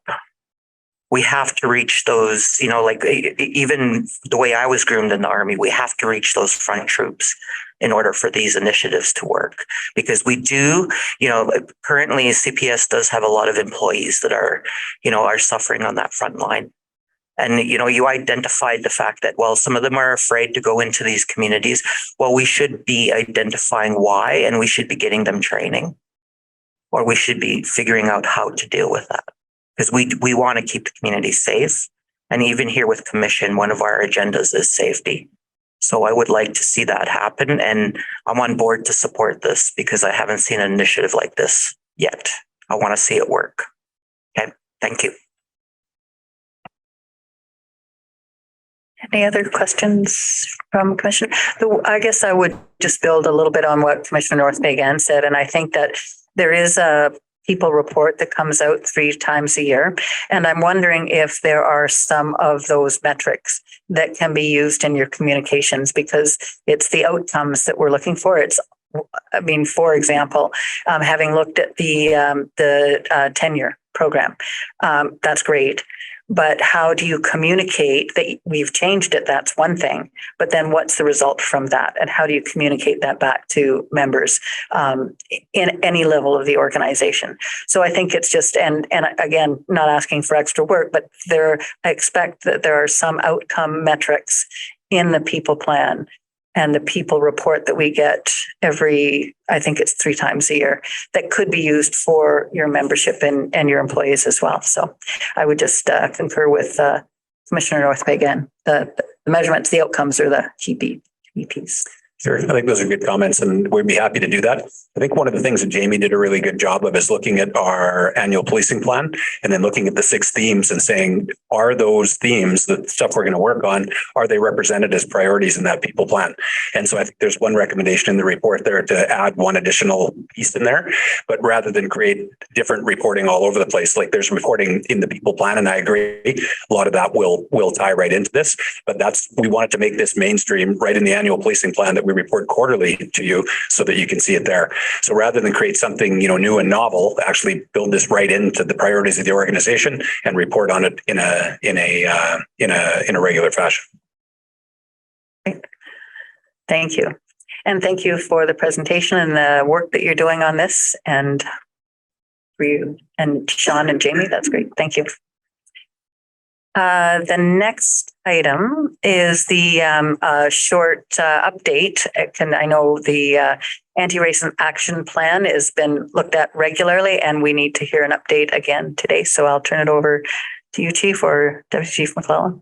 It's going to be the Deputy Chief there, so she'll take it away. Great. Thanks very much, Chief. Thanks, Chair. Good evening, everyone. So I'll give a very brief update. And as all of you know, we were able to share the strategic roadmap at our last anti-racism action committee with the CPC. And thanks for all of your feedback.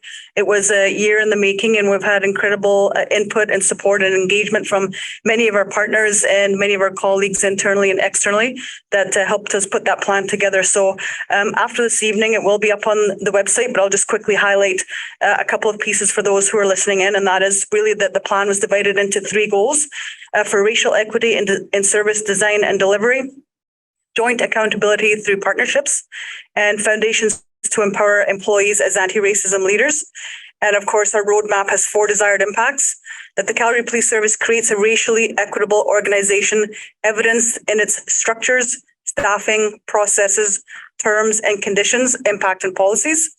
Indigenous, Black, and racialized communities feel safer, better protected, and have greater access to responsive service delivery. Joint accountability and strengthened relationships with partners, community, the Calgary Police Commission, City Council, and the City of Calgary to achieve racial equity. And the Calgary Police Service staff and leadership is educated and empowered to identify and address systemic racism within the Calgary Police Service and in the community. So as I said, we've done a lot of work, great involvement and input and support, and we will continue to remain committed to that. Just in terms of adding to that, it's been alluded to earlier this evening that our call diversion, we continue to do a lot of work in those areas. We have many initiatives that we have going on, and again, through great partnerships and support, we have our 911, 211 initiative, our DOPE initiative downtown, our crisis response teams, and of course, our PAC teams that continue to assist us to ensure we get the right services to the right people at the right time, at the right place. That's it, Chair. Excellent. Thank you. Excellent. Very good. Questions from commissioners? Commissioner North again. Well, that was nice and quick. Thank you, Deputy Chief. I just wanted to comment on it's been quite a journey with this anti-racism action plan throughout the short term we had here to put it, the commission and the CPS to put it together. The thing that that really comes to my mind right now is, I work on the front line with your Indigenous resource people, and I think they're amazing folks. I think they are. One of the things that, they do tell me all the time is, we stand outside our headquarters and we smudge, and it's just us 2. I would like to see that expand out because, you know, a report is here, but action is a lot. And I know it's still there. And I know it's still existing in a very large capacity. So yes, it's really nice to see this action plan, but this I do know is going. And I wish those boys would get more support in their planning. Thanks very much, Commissioner. And we too think they're amazing. And it's a short team that does an incredible amount of work. And of course, we try to get additional support from throughout the service, our frontline, our CROs, and so forth. And so we continue to move forward with our plan. We continue to work with our elders and all our community partners. And as you know, we put together our Indigenous roadmap as well. And we have our sacred space in the service that is being utilized.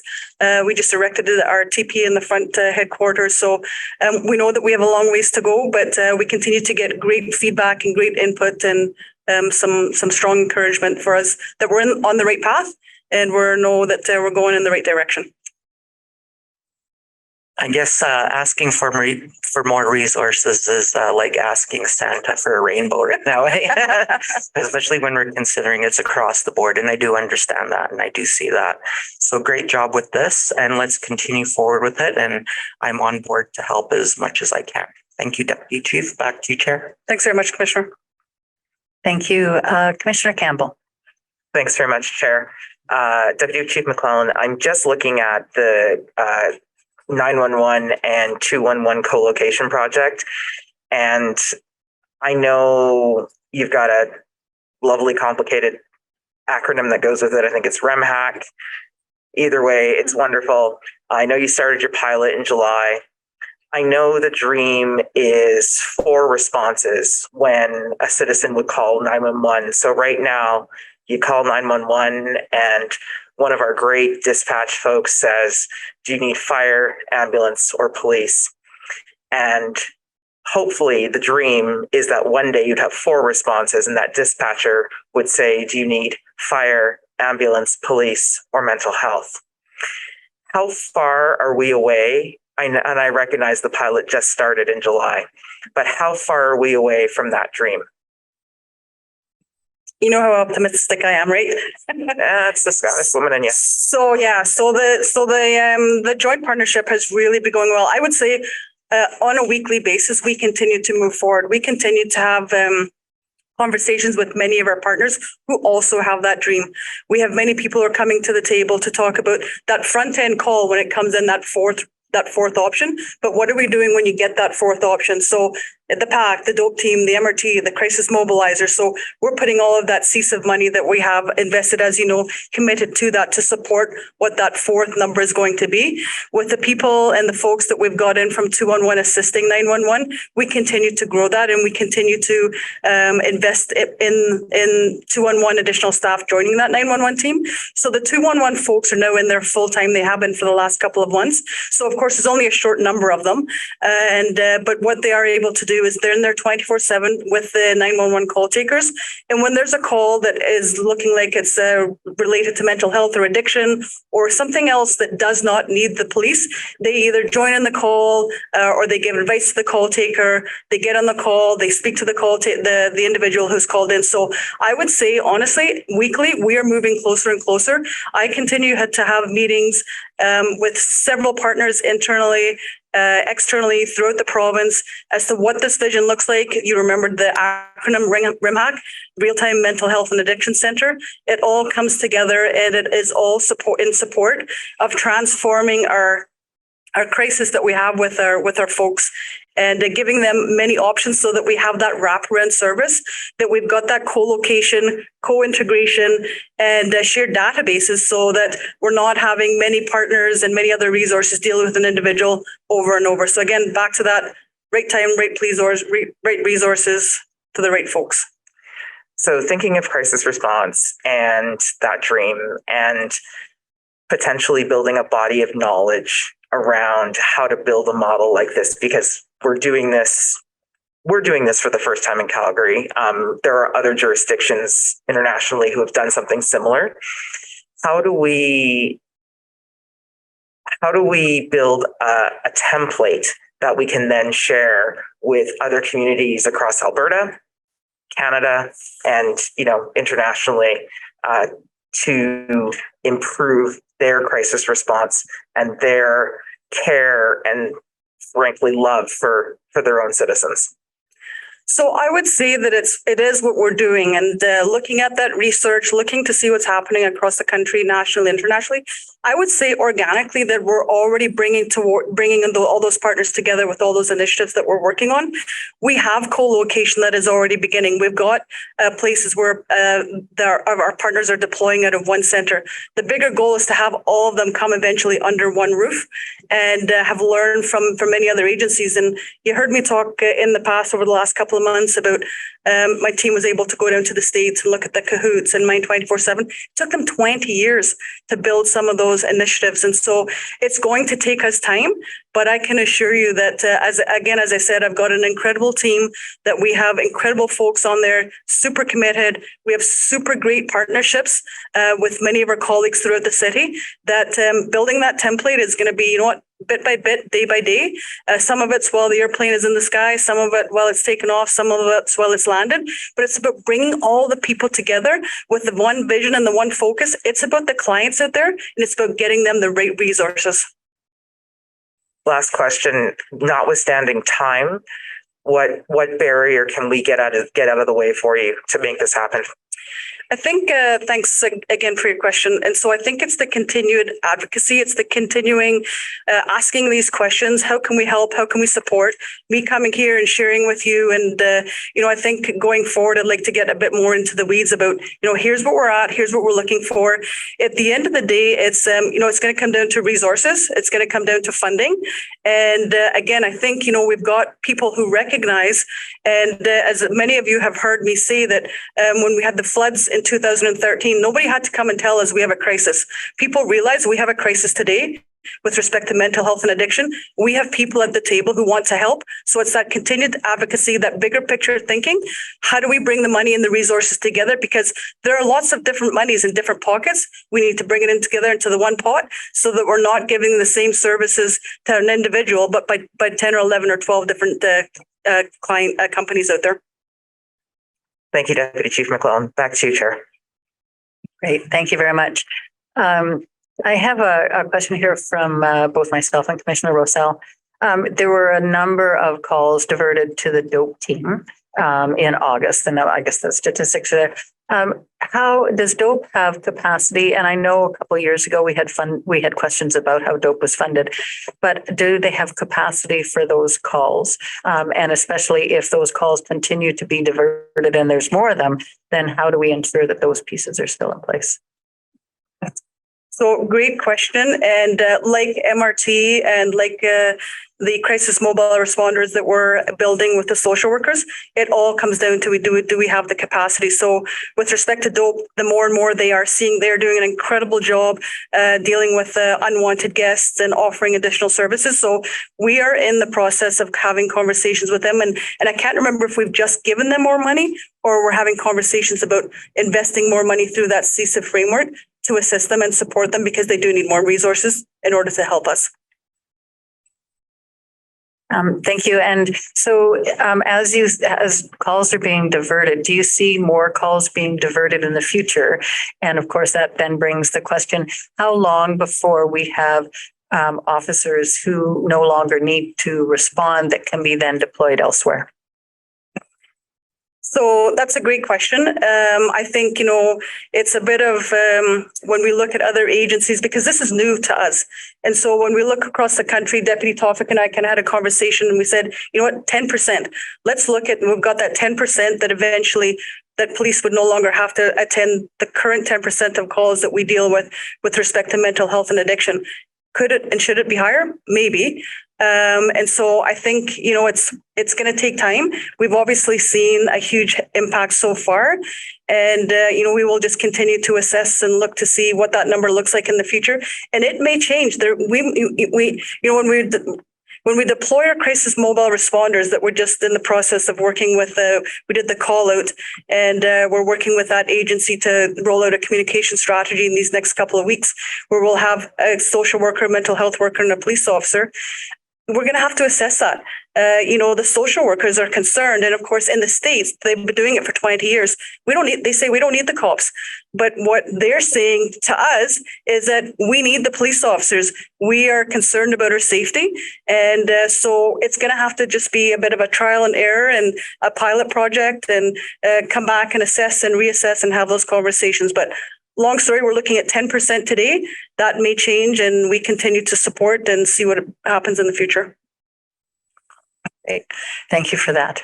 Any other questions for this? No? Well, so I will just say thank you for all of these presentations and reports. Very helpful. I'm just going to get back to my agenda here. Tremendous work going on. And so that's awesome. So thank you very much. So we'll move on in the agenda, and item 6 is the Executive Director's report. There is no report to be referred to today. So we can move on to section 7, which is the Citizen Satisfaction Survey results. So with this, we have some guests to our meeting to present the results of the 2022 Citizen Satisfaction Survey. Our commission conducts community perception research annually, alternating between quantitative citizen satisfaction survey and more focused qualitative studies. This year, Illumina Research Partners conducted the survey for us. Before I turn it over to them to begin their presentation, I want to acknowledge that while this year's results are not surprising, they are still disappointing. I imagine many members of the service will be discouraged by the results, but there are still things that I hope they will take note of as we go through the material. The vast majority of Calgarians are still satisfied with policing in Calgary and still have confidence in their police service. More than half of Calgarians have also seen how overworked you are and believe more staff are needed. The areas that Calgarians have identified as needed improvement are areas where work is already underway to create change. While the complexity of this work has been made slower than any of us hoped, members should be proud that they are already focused on the things that matter to community. Calgarians want changes, and both our commission and the service are committed to making those changes. But Calgarians also still support their police and are grateful for the many ways that you serve us. With that, I will ask the team at Illumina to present the results. All right. Well, good afternoon, everyone. I wish I was at the commission office in person, but this is Yvonne Browers. I've got President and CEO of Illumina Research Partners, and we have 15 minutes on the agenda today to share highlights of the 2022 Citizen Satisfaction Survey. With me today is Angela Storzak. Angela is the Vice President with Illumina, and she's going to be presenting the highlights, including an overview of the methodology. So before we start, first of all, let me check how sound everybody hearing? All good?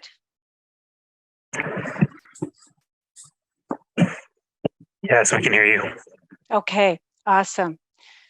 So let's just give a little bit of a background and context for this research, and we'll start with slide 4. So to provide good governance, the Calgary Police Commission must be in touch with the needs, experiences, and concerns of Calgary citizens. And so the whole purpose of this research is really 4 things. It's about understanding how citizens perceive the safety of Calgary communities, the community concerns that are at the forefront, what expectations that Calgarians have of the police service, and how citizens perceive the quality of services that they receive. Illumina Research Partners conducts this research on behalf of the Calgary Police Commission. And I wanted to say that Illumina Research Partners is a Canadian Research Insights Council accredited research agency. What that means is that we've been recognized as having made the highest commitments to follow best practices and adhere to world-leading standards and ethics in market research, analytics, and insights. I also wanted to say that Illumina team members are certified analytics and insights professionals. Why does this matter? Because you need to have confidence in the results that you see. So a little bit about this survey. As I mentioned, the Commission has been conducting this research since 2008. Since 2017, each year the Commission has alternated between a quantitative survey and in-depth citizen consultation research. 2022 is the quantitative survey, which is with 1,000 Calgarians. So that's what we're going to be sharing with you today. If you could go to slide 5. So any good research needs to be viewed within the larger context. So I want to take a moment to talk about what that larger context is. Starting with the external context, a few notable factors have affected policing in Calgary and may have impacted citizen perceptions of the Calgary Police Service. The first is the lifting of all public health restrictions during the COVID-19 pandemic. That's infected everything. The anti-racism movement, declining perceptions of police services nationally and across North America. This we can see by looking at all published information about police service satisfaction, and it is literally a national trend, a North American trend, and actually a global trend. What I just heard you speaking about calls for alternative call response model, absolutely is affecting this context, as well as defunding of the police. And finally, increased gun control, calls for increased gun control. Looking at the internal context, CPS is working on several initiatives. What's interesting today is that we ask citizens about these initiatives in the 2022 survey, and Angela is going to review some of those findings. So now I'm going to pass the reins over to Angela, who's going to present the methodology and highlights, starting with an overview of the methodology. Thank you, Yvonne. So this is the 12th year of the Citizen Telephone Survey. We interviewed 1,000 Calgarians over 8 weeks from May 2nd to June 26th. The extended data collection period is used to minimize the impact of point-in-time events on the survey results. Quotas were in place to ensure that we achieved a representative sample of the Calgary population by age, gender, and police district. The diversity of cultural groups who live in Calgary are also represented in this survey. For those who are interested, slides 55 and 56 provide an overview of the detailed results for gender, age, district, and racial or cultural groups. We have found that perceptions of the Calgary Police Service have declined across all metrics compared to 2020 when we last conducted the Citizen Telephone Survey. Despite this, we are still seeing that the majority of citizens are satisfied with the services provided and are confident CPS can continue to make Calgary a safe place to live. Over 3/4 of citizens agreed they trust CPS and that it has professional, competent officers. Areas of perceived lower performance are officer conduct, appropriate use of authority of force, and taking accountability for the actions of the service and its officers. And these areas of lower performance are consistent with what we saw in the 2020 results. Finally, 7 in 10 citizens indicated that reforming how officers are held accountable for misconduct and creating an alternate call response model are essential or high priorities for them as well. So what I'm going to do now is I'm going to walk through a few slides on the research results behind these takeaways, starting with citizen perceptions of safety. As I present the highlights, I'll also provide some slide numbers at times so that you can look at the detailed findings after the presentation, if that's what you would like to do. Looking at citizen perceptions of safety, we see that 85% of Calgarians strongly or somewhat agree that Calgary is a safe place to live. This is a decline of 9 percentage points since 2020, when we last conducted the citizen telephone survey. And citizen satisfaction is currently at its lowest point since 2009. The top crime and safety concerns mentioned by citizens are illegal drug activities and violent crimes. Citizen concerns about violent crimes, homelessness, and public transit safety have increased significantly since 2020, while concerns about house break-ins have declined.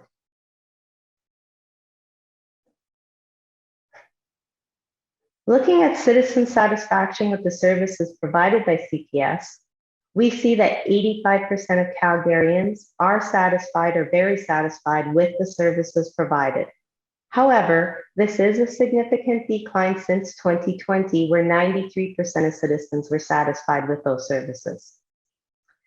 These results are similar to the City of Calgary Spring 2022 citizen satisfaction results, which showed that 81% of Calgarians are satisfied with police services. This was a decline, a significant decline of 5% from the City of Calgary Spring 2021 results 1 year ago. So the City of Calgary results are also showing a significant decline in the citizen satisfaction with police services. On slide 33 in the detailed findings of this report, you will see that the number of citizens who are very satisfied has been declining over time from 46% in 2013 down to 27% today. More citizens are stating that they are satisfied rather than very satisfied. This is a significant decline in the strength of the citizen overall satisfaction over time. When we look at citizen confidence in CPS, we see that the majority of citizens, 86%, are somewhat or very confident that CPS can deliver the services needed to make sure Calgary is a safe place to live. However, confidence in CPS has declined to its lowest level since 2010, when we started asking these questions. On slide 30 in the detailed findings of the report, you will see that the number of citizens who are very confident has declined 16 percentage points since 2020. More citizens are indicating that they are somewhat confident rather than very confident, which is a significant decline in the strength of citizen confidence in CPS. Now we're going to move to the next topic, which is CPS areas of higher performance. Citizens rated the Calgary Police Service on 18 performance attributes, which are on slide 34 of the detailed findings in the report. The majority of citizens, 77%, agree that they do trust CPS. However, citizen trust has significantly declined since 2020, with fewer citizens strongly agreeing they trust CPS. Professional, competent officers is another area of higher performance for CPS. But as you can see on this slide, there's been a steady decline in the number of citizens who agree that officers are professional and competent, suggesting that this is an area of continued focus for CPS in order to maintain its performance. Finally, I also want to mention and talk about two other areas of higher performance, which are being dedicated to reducing levels of crime and responding quickly when needed, which can be seen on slides 37 and 38. Despite declines in citizen perceptions of performance since 2020 on these two attributes, being dedicated to reducing levels of crime and responding quickly when needed continue to be areas of higher performance for CPS. We did ask citizens to tell us in their own words how where they feel or what they feel CPS does well. Making citizens feel safe and being available in emergencies or responding to calls are the top areas mentioned by citizens. This aligns with the areas of stronger performance that I just talked about on the prior slide, specifically being dedicated to reducing levels of crime and responding quickly when needed. We've been talking about the areas of higher performance for CPS. So now we're going to move to the next topic, which is the CPS areas of lower performance. Officer conduct is one area of lower performance. Since 2020, there are significant declines in citizen perceptions that officers handle incidents involving people in crisis effectively, that officers demonstrate the appropriate level of care and concern, and that officers respond in a fair way when dealing with all segments of the Calgary community. As you can also see in the three graphs on this slide, results have been trending down on all three measures over the longer term. So this isn't something that's just started in the last couple of years.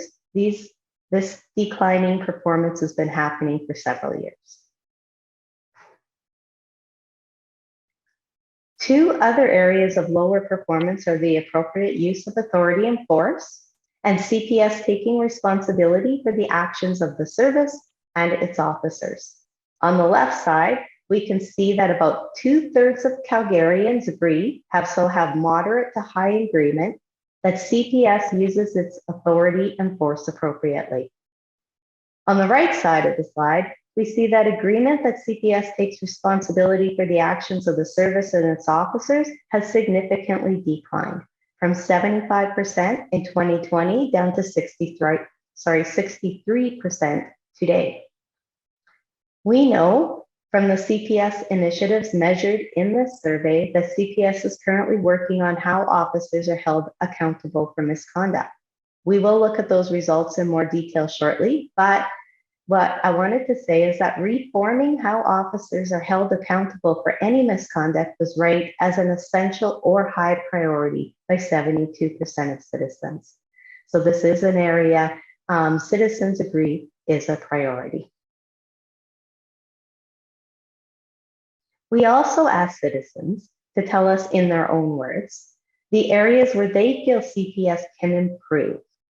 The top mentions were to deal better with crime issues such as domestic violence and theft and drug addiction, create a special policy for dealing with mental health issues. Citizens would also like to see more responsive and better communication by CPS and more manpower and resources. Related to this mention about more manpower, on slide 34, you will see that CPS is adequately staffed, received the lowest ratings. This is consistent with results from previous years, and you can see all of those detailed results about being adequately staffed on page 96 in the appendix. The last topics in our presentation today are about citizen contact with CPS, citizen expectations on CPS service delivery, and service priorities. About half of citizens report being in contact with CPS in the past year. We asked citizens how they were in contact with CPS, and we found that in-person contact is the most common contact method, followed by telephone, and then following CPS on social media. In-person contact with CPS is lower than in years prior to the pandemic, such as in 2015 and 2016, where about 1/2 of citizens had indicated that they had had in-person contact with CPS. This year, we asked citizens about whether CPS is meeting their expectations for service for 11 different CPS services. Over 1/2 of citizens indicated that CPS is meeting or exceeding their service expectations for the different service areas measured. However, There are 3 service areas where there is a slightly higher number of citizens who feel CPS is not meeting service expectations. And these are circled in red, and they include addressing drug, gang, and/or organized crime-related violence, handling people in crisis due to mental health and addictions, and investigations into property crime. The final topic of our presentation today is on the CPS service priorities. We asked citizens what level of priority that they would place on each of the 4 initiatives on this slide that are being undertaken by CPS. They used a 5-point scale from an essential priority all the way down to not a priority. 7 in 10 citizens indicated that reforming how officers are held accountable for misconduct and creating an alternate call response model for mental health and addictions are essential or high priorities. This connects to other results that we have presented today about alternative call response model for mental health and addictions. If you will recall, this was a top mention by citizens in their own words for where CPS could improve. And it was also the area where CPS received the lowest score for meeting service expectations. For the remaining 2 CPS initiatives, we see that 2/3 of citizens felt equity, diversity, and inclusion initiatives to improve organizational culture and community service were an essential or high priority for citizens. And about half of citizens felt diversifying the workforce to better reflect the community it serves is an essential or high priority. Chair Cornett, this concludes our presentation for today.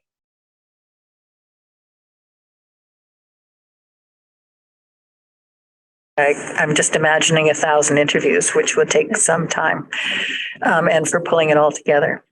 So I will turn it over to commission members and ask for questions, comments. Commissioner North Bay again. Yes, Angela, I know in the previous years we've had some issues with the engagement of the Indigenous community here in Calgary. Was that issue and was that challenge overcome? Are we still in that same boat as we were a couple of years back doing this survey? Thank you for that question. So I'm just gonna, I might share my screen again here in just 1 second. Just gonna scroll down to a different page to show you some results. There we go.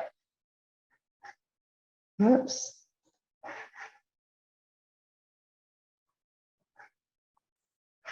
So what we found this year is, if you look on this right-hand side, what you can see is just what percentage of respondents from different racial groups or cultural groups completed the survey. So in 2022, if you look down at the First Nations column here, you can see that we had about 2% of First Nations who completed this survey, 2% Métis, and less than 1% Inuit. This is actually fairly consistent with what we saw in 2020, and is actually representative of the Calgary population, I guess, for those groups. So we actually do get representation of Indigenous members in this survey. Well, I think we should be coming up with some solutions to how we can engage a little bit more with that, because I see it went up a little bit, but I remember that was the year that I actually stood in front of the community and said, engage. So, I can't do that every year, but, just putting it out there that we need to maybe, there's always room for improvement in that area. Let's engage those populations and find out what these, what's really going on there. That's just my recommendation. Thank you so much, Angela. You're welcome.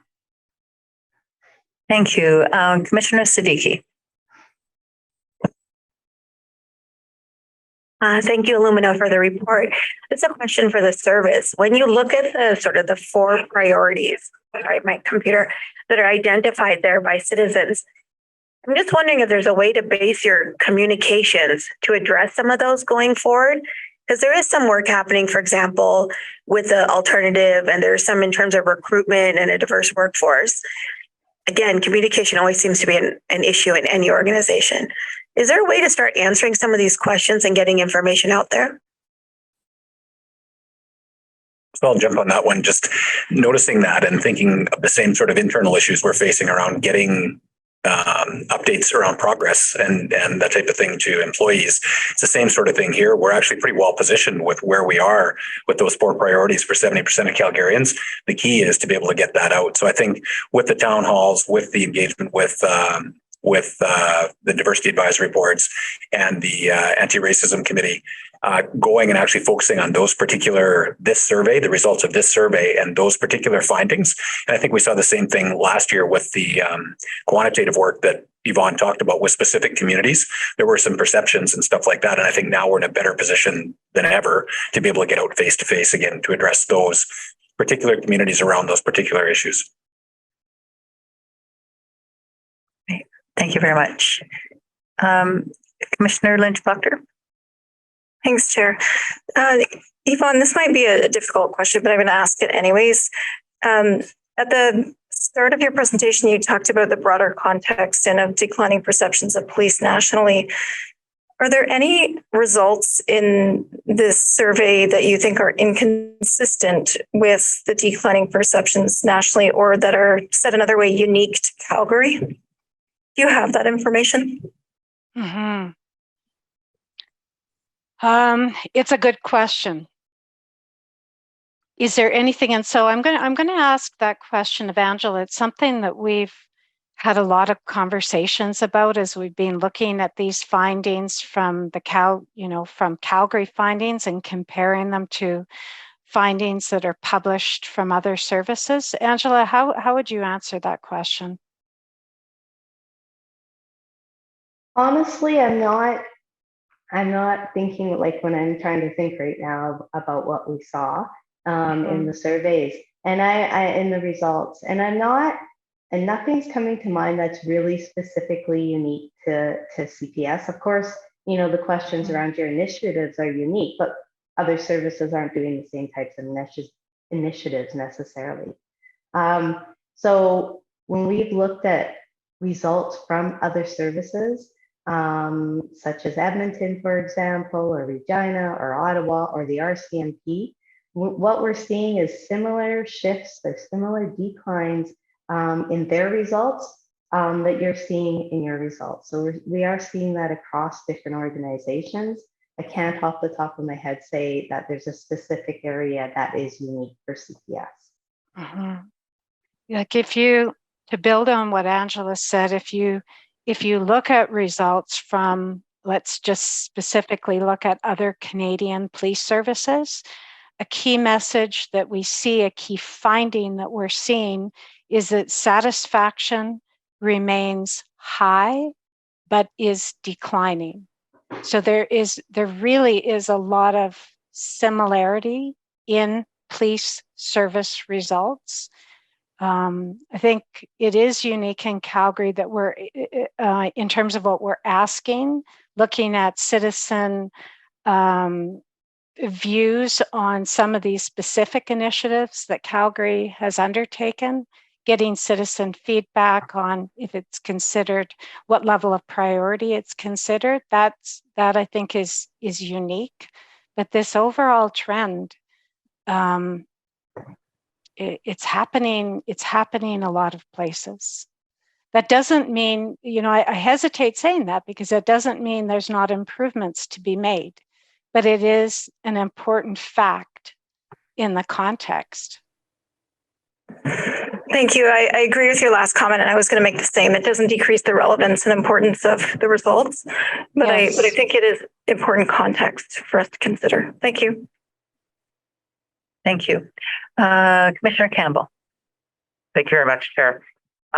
Again, a question for Illumina, and thank you for the data and the comprehensive nature of it. Thinking a bit to where Commissioner Lynch Proctor had asked a question, I'm thinking of comparative data from other jurisdictions. And given that Ontario has the collection of, for example, race-based data legislated through its Human Rights Commission, and Alberta has a complete barrier in being able to achieve that, is there a risk that as Calgary, we could fall behind on our survey quality and comparison, given we wouldn't have that that secondary set of data for comparison and cross-reference and analysis? One of the things that we've been seeing over the past few years is that the survey data that we have been collecting has become more representative of the diversity in Calgary over time. So we're finding that we're getting better and better representation of the diversity in Calgary. And so that it is representing the cultural and racial groups that are out there. It's very hard to compare results between completely different types of research because they don't ask exactly the same questions and they don't necessarily have the same methodologies. So that can make it challenging to make those types of comparisons. But for us, when we look at these results, we were feeling very good about the fact that that diversity is being represented and getting better every year. This is the best representation when you get down into the very details of it that we've ever had, and we're going to continue to push very hard on ensuring that there is a very good representation of the citizens of Calgary. Thank you very much for those answers. I'm not quite sure that you understood my question.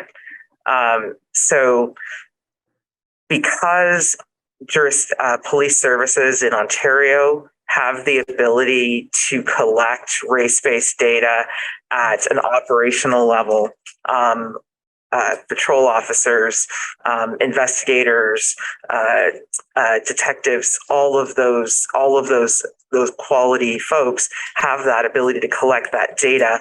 You have a secondary repository of information that is valuable for comparison to individual groups of citizens that would be surveyed through these highlights. So you could, if your analysis were sufficiently strong, take that group of data and parse it as needed to say, this particular community is experiencing these levels of police contact.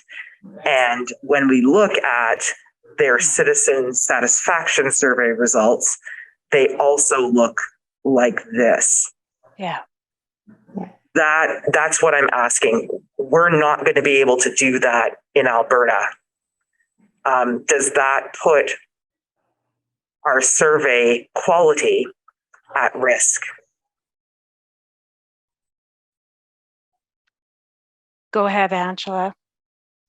I mean, my perspective is that if Alberta were to allow race-based data and there was an ability to then analyze that data, that provides a huge opportunity for a deeper understanding of what is actually going on. So we're researchers. To us, every bit of data that we can get a hold of to be able to analyze and dig into and see what is actually happening here is good stuff.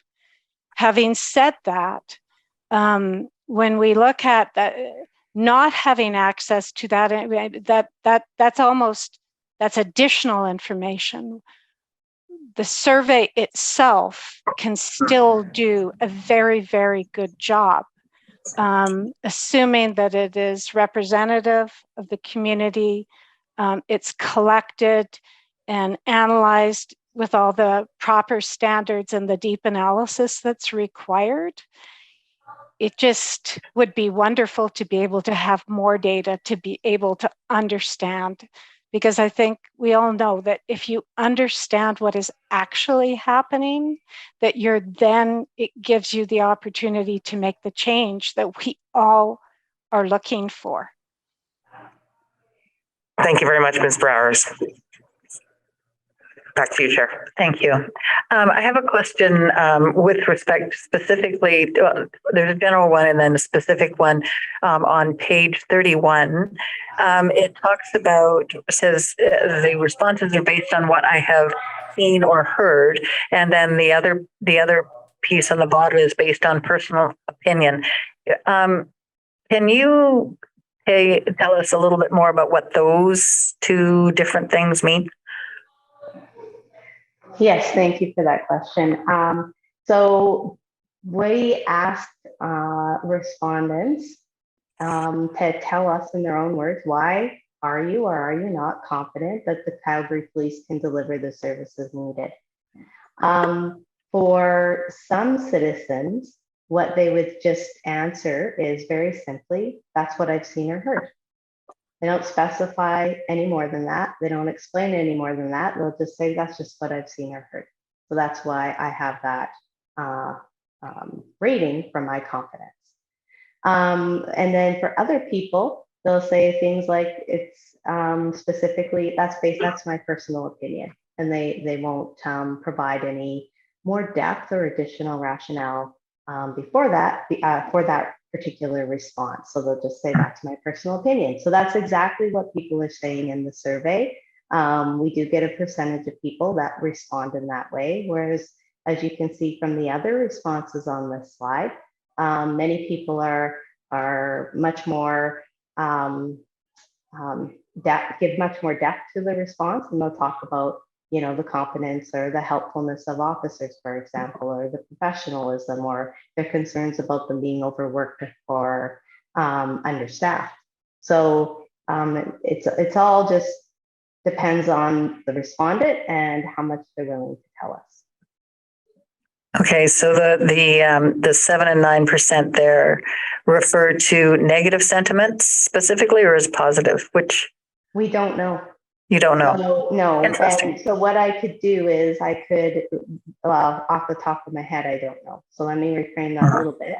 I can look at who said they are confident and say how many people said based on what I've seen or heard or based on my personal opinion, and find that number. And then I can say, look at the people who said they are not confident and look how many people said that. And then I could break it up between to say among those who are confident, this is how many people said that's what I've seen or heard, or based on my personal opinion. And then for those who are not confident, I could tell you how many people said that. It's the only way we can tell you whether it's assumed to be a positive or negative reason. Okay, and those two are pretty small. So with the other percentage of the population, do you have a sense of where people get their information? So if it's not personal experience, is it news, social media? Is it online? Is it where do people report that they or suggest that they have their opinions created? A lot of respondents don't specifically tell us in their open ends for this survey how they heard. Based on our experience, we know that people get it from family, from friends. They know they see it on social media. They'll hear it on the news, for example. They'll hear things. So it does come from a variety of sources. Unfortunately for the survey, I can't tell you exactly what sources they would have been using. Okay, and one last question on behalf of Commissioner Rosell. How did the responses change for equity-seeking populations? Do you have a sense of what those patterns are? Not off the top of my head. I will say that I didn't look specifically at equity-seeking versus not. We did look at the different ethnic groups. And for the most part, the patterns are very similar to what we saw in 2020. So we still see that Indigenous have some of the lowest perceptions of CPS. There is one ethnic group that did change, and that was the Chinese. We did see that their perceptions did decline significantly since 2020. And you know, we could hypothesize maybe maybe that was part of the pandemic and the impact of COVID. We're not sure, but we did see those perceptions of CPS decline. Thank you for that. Councillor Walcott. This one, because of so many of the questions were phrased in your own words and then they were collected for themes, is it possible to supply commission with verbatim responses as well? In comparison to just like, for example, the earlier engagement, I appreciated the verbatim responses that we saw. And so is that available for us to view as an appendix? It's not available in this report. We would have to go through them to make sure that nobody's put any names or anything in them. So there's no personally identifiable information, but that information probably could be supplied if we ensure that no one can be identified from the general population. Okay, thank you. Commissioner Karnick, please. Thank you, Chair. Angela, just one other question, along similar lines to what Chair Cornett brought up. You know, when you look at the data for people who say they're confident or not confident in what their opinion might be, I'm wondering whether it's possible to look at what the opinions are for people that say that they have had contact with CPS versus those that didn't. So you said 51% didn't. Mm-hmm, and I think about 50% did. So can we look at, you know, when you've actually had an experience, what is your opinion and what does that say? Absolutely. And we actually did look at those results and did some analysis on that. And what we know is that citizens who have had contact with CPS in the past 12 months, either by in-person contact or telephone, they have lower perceptions of CPS than those who have not had contact. And is there anything that's different in the people that say they've had contact in terms of demographics? When I looked at the people who had contact, I know there's sometimes people think that maybe it would be more ethnic groups, and that's actually not the case. It's actually more white population, people who identify as white that have had contact with CPS. The one group that did stand out, though, that was different as far as an ethnic group was Indigenous. So there was more Indigenous people who had had contact than compared to the general population of Calgary. So. Thank you. Any further questions? Chief Neufeld. Thanks, Chair. And thanks, Yvonne and Angela, for the report there. And apologies if I've asked this question before, because I may have. I just couldn't remember if I did. So on page 57, there's a description of the scale there, and I think there's a discussion around top box reporting. And so basically, in essence, 60% of the scale equates to a negative response. And so is that a standard categorization? Because it almost seems counterintuitive that if I scored questions on 6 out of 10, that would actually be a negative. And if that's the case, I would have really struggled in high school because that was my experience there too. But no, just wondering, is that consistent across the board? Yeah, I mean, you're asking a truly geek research question, which we would love to discuss in great detail, but we won't. But I'll give you the highlights. So different citizens and people in different countries use scales differently. So what we're looking at on slide 57 is how scales work in Canada when we're using a 1 to 10 scale. And when you're using a scale and you're asking people, how would you rate such and such on a scale of 1 to 10? Each of those numbers from 1 to 10 actually has a story. And what we do to identify what is represented as a top box rating, a middle box rating, or a bottom box rating is that we actually go in and we look at people we compare the ratings to the open-ended comments, and we do something called a sentiment analysis, and we've done this hundreds and hundreds of times over 20 plus years to determine when people give a 9 out of 10, what comments and sentiments come out of that particular rating. When people give a 7, a 6, a 5, every single rating. And on that basis, what we've found over, hundreds and hundreds of pieces of research, that a rating of 1 to 6 is exactly what it says. Either there is either a low agreement, people don't care, they're unsatisfied, and sometimes there's ratings in that 1 to 6 that represent people who aren't really sure. They have less awareness. When people give a rating of 9 or 10, that means they are very, very satisfied. They have very high agreement. And the sentiment analysis shows they are very, very positive.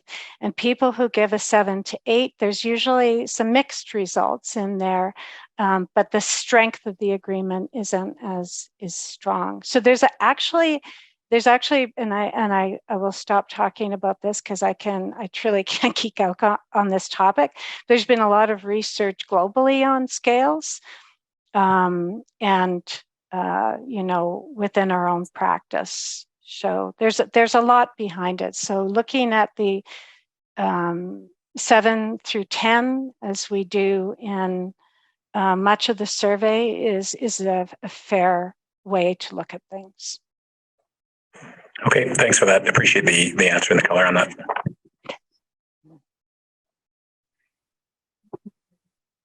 Okay. Any other questions about the survey? Good. I think everybody might be afraid that I could geek out one more time if they ask a question. No, not a chance. I know. And no, I have to say, I appreciate that explanation. I've, in my past, done a lot of engagement survey work myself, and I totally understand where you're going with that. But thank you. I also understand the question because it's a good question. It is. So with that, I would like to thank Illumina for your hard work on this survey and for the presentation and your patience going through all of this. The information will be very valuable for us as we plan priorities and resource needs moving forward. We may come back to you with questions for additional detail, but for the time being, thank you so very much for all of this work, and we will put this to good use. With that, we'll take a moment on the next part of our agenda to hear from commissioners who represent our commission on various associations and committees. Commissioner Song is not here right now. He participates on the Alberta Association for Police Governance. I will now call on Commissioner Siddiqui for her report from the Canadian Association for Police Governance. My written report is there. If there's any questions, I can answer those.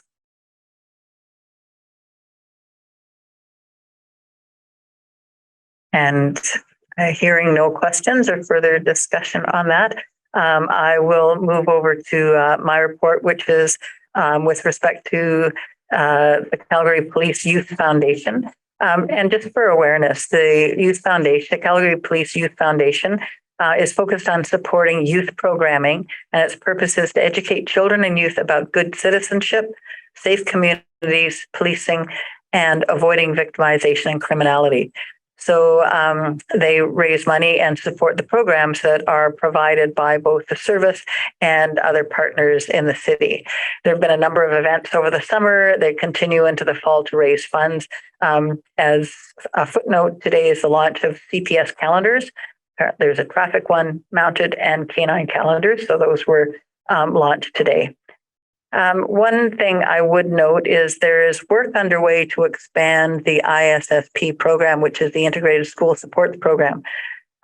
It's enabled it is supported by funding from the Youth Foundation.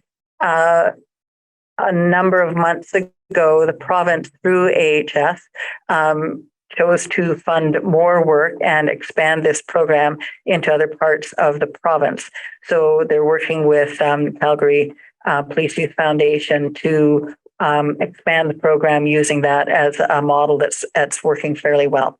So there's work going on around that. It's a fair chunk of money, and so we'll see how that rolls out. 12 million over the next 3 years, but details are still being finalized. So it's another stay tuned.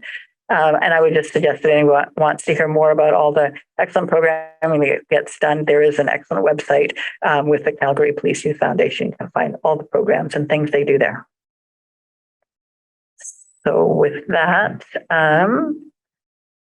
Commissioner North Pagan, is there anything you'd like to add from your Alberta Law Enforcement Response Team Civilian Advisory Committee? Sure. Okay. We had an update. We get regular updates now from the board of directors, which never occurred in the past. So we've been really restructuring and bringing our, the formalities, having a look at the terms of reference. So with the board of directors there, we're looking at budgetary issues, and November 2nd, we got an in-person meeting coming up. And what we're looking at and we're aiming for is a joint meeting with the board of directors coming in mid-November. And with that being said, we're trying to set our timing and our agendas right now. So one thing we're also looking at is the communications protocols, which includes the public inquiries and public complaints. So also too, we're trying to figure out how our board can actually find opportunities for advocacy in showing people what we actually do. So in the past, people were not they were not knowledgeable on exactly what we did. We do. So we're planning to actually formalize that and come out with something shortly after November. That's my update. Any questions? Other than that, back to you, Chair. Questions, comments? No? Great. Thank you very much. Much appreciated for all the work that gets done outside of the regular commission meetings. With that, that's the end of the presentations and reports for today. And we'll move on to the next piece, which is inviting public guests who've registered to speak to do so. One of our staff will invite you to unmute yourself one at a time. We have recently changed our practices around public participation to provide more opportunity for people to get a response to their questions or concerns. We've also tried our best to balance the desire to hear from the public with the need to keep meetings a reasonable length. Those of you who registered to provide a presentation will have 4 minutes to speak, followed by commissioners having an opportunity to ask brief questions or clarifying questions.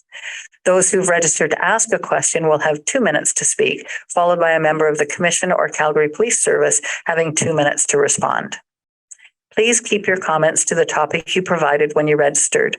We also cannot discuss any complaint about a specific employee of the service or interaction with the police. If you would like to discuss a complaint against an officer or other employee, please contact our Public Complaint Director or the Calgary Police Service Professional Standards section. Finally, a reminder to members of the media that we'll hear from the public first, and then we'll hold a media availability for you.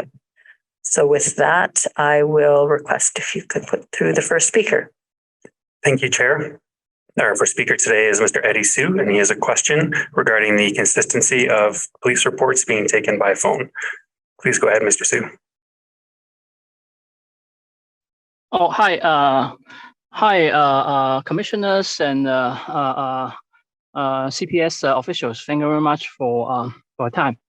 I have actually a quick question regarding the concern about the inconsistency about how CPS officer is actually receiving the report for traffic violations. So here's the story.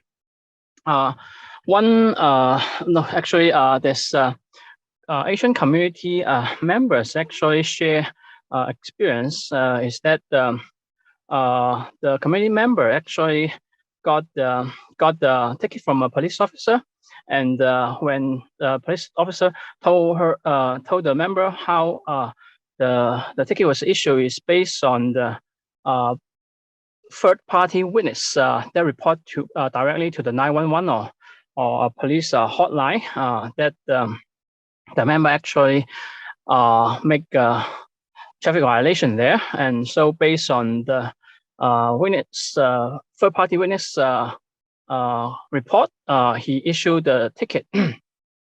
And there's actually this is a personal sharing, and there's actually additional multiple other sharing, but not personally about the same similar situation, saying the police officer, when they are issuing a ticket, they call the third-party witnesses actually making a report to the police hotline. That, but actually, when they are asking for specific, the police quoting that the reporter actually asked to remain anonymous. But actually, for that personal sharing, it turned out that the police officer quoting that was completely fabricated, or that's a completely a lie. But that's not a key point here.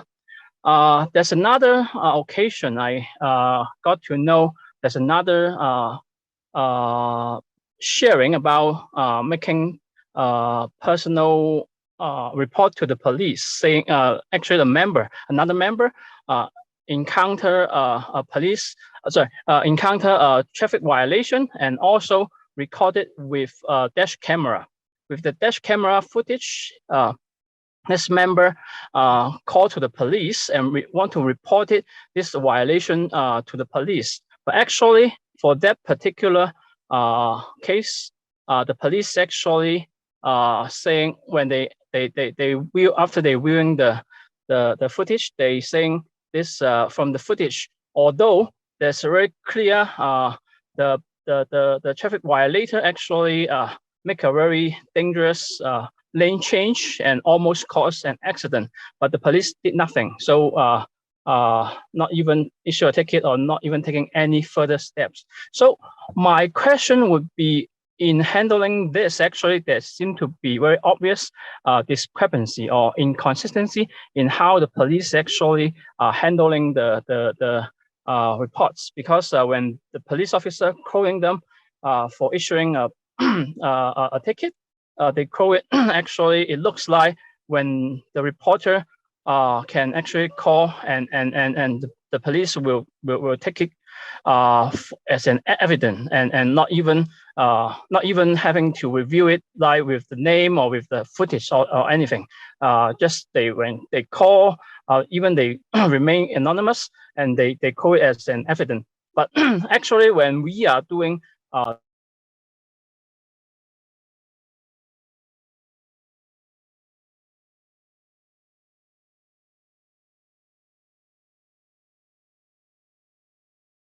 to reply. And Mr. Sue, it's Chief Neufeld here. I would just say it would be great to have an opportunity to maybe engage with you directly and look at the documents that you're talking about in the specific situations, whether that be through our professional standards branch or through the public complaint director here at the Commission. I think that might help to be able to figure out exactly what the scope of the issues might be and the best way to stream those forward. So if I could encourage you either to contact, as I say, the public complaint director here at the Commission, Deb Pedrick, or professional standards branch, and I think you know how to get a hold of those numbers. I think that would be best move forward. Thank you, though, for bringing forward the issue. Great, thank you very much. Would you please go ahead and put through the next speaker? Absolutely. The next speaker, Chair, is Jocelyn Keith Asante, and she has a question regarding Indigenous Relations Officers in districts. Thank you. Please go ahead. Sorry, I just have to unmute her. And there you go. You should be able to ask your question now.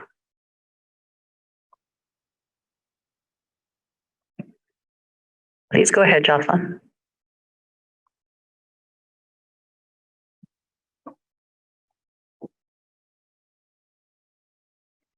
Okay, maybe we'll come back to her. We can go to the next presentation, which is a presentation from, and apologies if I mispronounce this, Mr. Ewan Thompson. And his presentation is regarding safe drug supply pilots and decampment framework. Please go ahead, Mr. Thompson. Thank you, and hello, everybody. My name is Ewan Thompson. You did get that right. And I'm a business owner here in Calgary, as well as the executive director at Each and Every Businesses for Harm Reduction, which is a national coalition that started here in Calgary. We have over 50 members, businesses in Calgary, lots that you know, across downtown and around Calgary. And the things I want to talk about today are really touched down on several themes that have come up so far in the meeting, notably Deputy Chief McClellan's concerns around mental health and addiction, Chief Neufeld's concerns around people who need to be jailed, the citizen satisfaction survey results around illegal substance use and alternative response models for mental health and substance use, as well as decreasing public trust in the force. So the first item I want to talk about is some encampment transparency. So in 1876, as you know, Canada enacted the Indian Act, which set the stage for the removal of Indigenous peoples from their lands by the RCMP. However, land displacement didn't stop then. It's now an ongoing process, most visible today in the way that we allow police to remove people from their meager dwellings along rivers and in parks. This is particularly egregious given that around half of unhoused people in Alberta cities are Indigenous. Decampment operations also cause enormous property loss, first to those who have their items seized and disposed of, including their sources of mobility, such as bicycles, and then to the surrounding communities if people need to steal to ensure their own survival. In one particularly awful situation, a woman lost her daughter's remains during an encampment sweep in Edmonton. Police currently lead decampment operations. Therefore, police commissions should be responsible for providing oversight of these operations. So I have a few listed items here that I think would build a pretty good framework for this. Number one, public announcements in advance of any decampment operations. This is the norm in other major cities. Publicly available tally of all property seized during decampment operations. Number three, we should have access to figures on percentage of people that get housed following decampment, so the public understands the true outcomes and how different approaches might help improve them. Number four, phasing in of community agencies and outreach groups who are trusted by unhoused communities. Number five, finally, recognize that many people perceive encampments as sites of exploitation by bad players, but I fail to understand how stripping someone of all their earthly resources will help them escape exploitation. Then the second item I want to talk about is a safe supply compassion club model. So we know the drug poisoning crisis is being driven primarily by toxic, unregulated drug supply. That is the primary driver. We need to agree on that fact. The solution that addresses this root cause is to find ways to replace the street supply with regulated drugs. Calgary Police spends huge amounts of time and resources chasing low-level suppliers and making the odd large drug bust, but we know that these result in actually more toxic drugs rather than less available drugs. Knowing that Calgary Police have the decision-making power over how to enforce these laws, we see it all the time with traffic violations and speeding and so on. Therefore, Calgary Police Commission should have a role to play in shaping how a safe supply compassion club model could be designed and permitted to operate in the city. So I propose that the commission establish a formal task force examining ways that Calgary Police can permit the piloting of a community-run safe supply access center that doesn't add or subtract drugs from the existing unregulated market, but rather serves to make the existing supply safer for people who are already accessing it. And I'll remind people, toxic drug poisoning right now is the #1 cause of reduced life expectancy in this province. Thank you very much. I'd be happy to take any questions. Thank you very much for that presentation. Any short response that you'd like to make? And yeah, then question. Chief Neufeld, please go ahead. Maybe just a quick one. Thanks, Ewan, for the comments there. I think, if I'm not mistaken, I think you've been in contact with, I think, Staff Sergeant Kyle Grant and others with around some of the issues that has been raised today. I think, your observations with respect to decampment, I think we've actually set a really good standard here in Calgary with respect to the approach to decampment. You know that the city's involved, you know that fire's involved, you know that the police are involved in a specific way, but also the nonprofit partners. When I think back to the work that was done outside of Dermot Baldwin Way, I think it was late last year or early this year, I think that was a really good model. And I think there was publicly reported outcomes on the number of people that were housed and that type of thing, as you suggest. So I think there has been some really good models and examples of that here in Calgary. So I think that's probably one observation just in respect to decampment. And then the other piece around the safe supply and the drug poisoning crisis, I guess that's obviously part of a larger discussion around decriminalization and harm reduction and supports that are in place and that sort of thing. And I think that it's complicated in that, sometimes we hear in cities that there will be a made in, insert name of city here response. But I think and I know you know this, but I think it's complex because it's not just a municipal issue. It's also, engages federal jurisdiction as well as provincial. And so there needs to actually be a broader approach than just sort of a task force driven out of just the city in relation to that, and quite a bit of going on in that space already. But happy to be able to talk about that further offline if that's of some assistance, and just appreciate your comments here today. Thanks. Thank you. Councillor Walcott. Thanks, Ewan, for your comments as well. Want to just quick comment as well that just could provide some good context about how a lot of the things you're describing, they really are, as the chief said, a national, something that's drawing national attention. Recently, Federation of Canadian Municipalities reaffirmed their advocacy to the federal government to push for safe supply programs, so that it isn't so left to different municipalities. So we'll hope to see some of that advocacy turn into something down the line. And I'm on FCM, so I'll keep fighting there as well. But I just wanted to ask a question, or maybe just see for like a little bit of further clarity of what exactly I forgot the language you used, but essentially like the safe supply localized program, in lieu of a federal program. If you could give me some more detail on what you're thinking of, is that like drug checking and so on? And just so that I can get a little bit of clarity there, because I know you were. Absolutely, Councillor Walcott, and thanks, Chief Neufeld, for your response. Yes, it would integrate drug checking. You would be essentially allowing a supply of drugs to flow through a facility where everything was measured going in and coming out. And we just make sure that whatever arrives at the doorstep is checked, validated, and then repackaged as a regulated version of what came through the door in the first place. That would be the simplest model. What they're doing in Vancouver right now, in some forms anyway, is to actually bring it in off the dark web.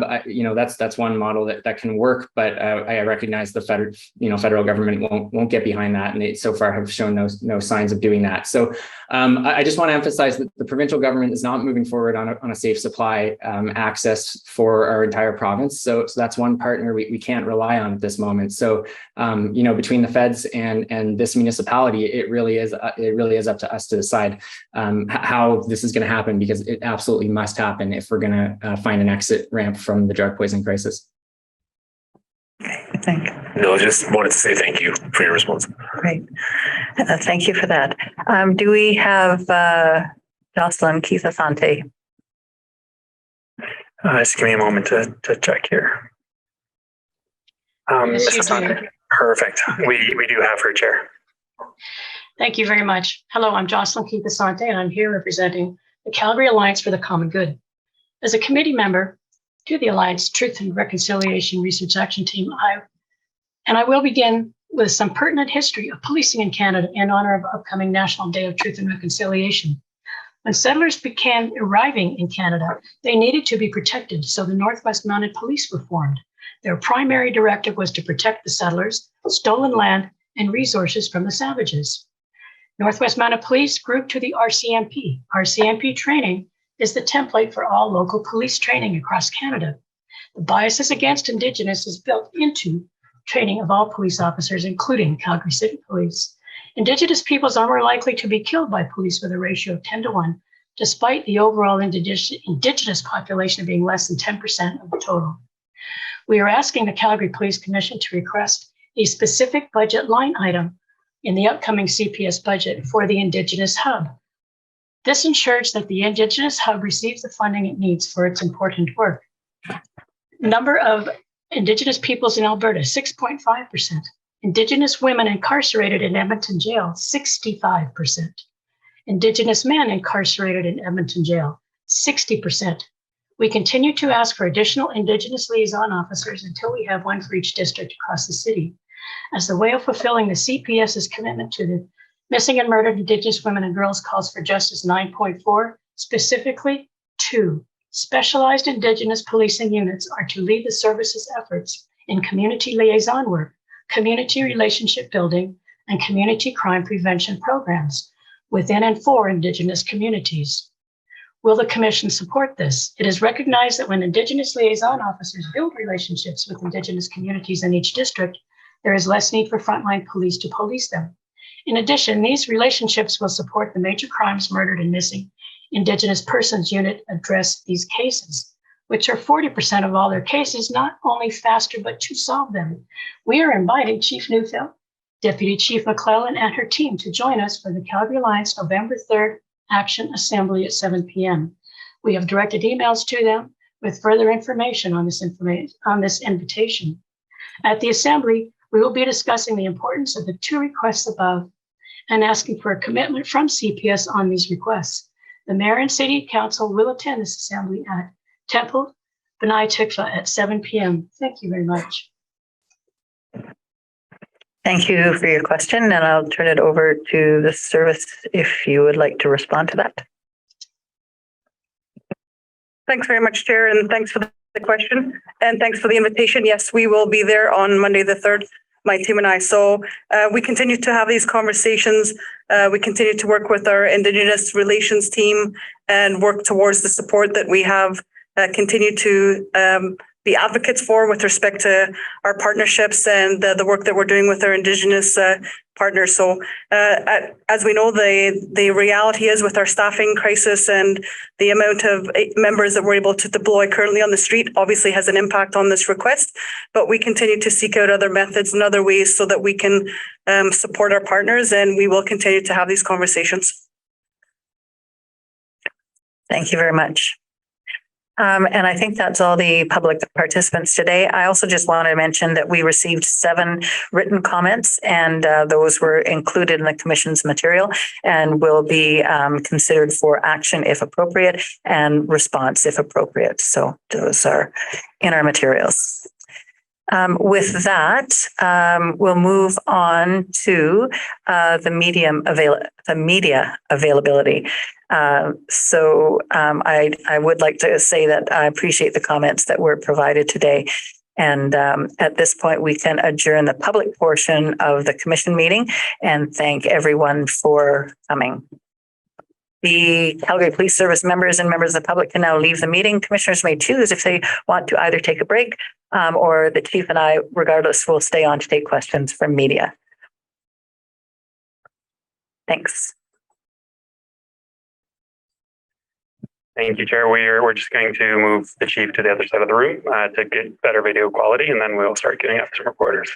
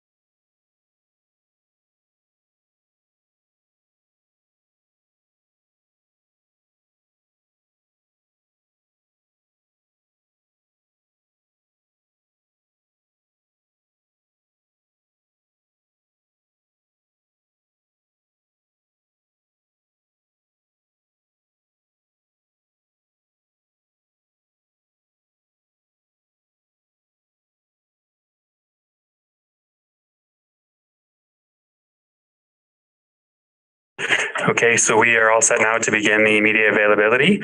We will start with, and again, apologies if I mispronounce, but Aaron Toombs from Livewire Calgary. Please go ahead and ask your question.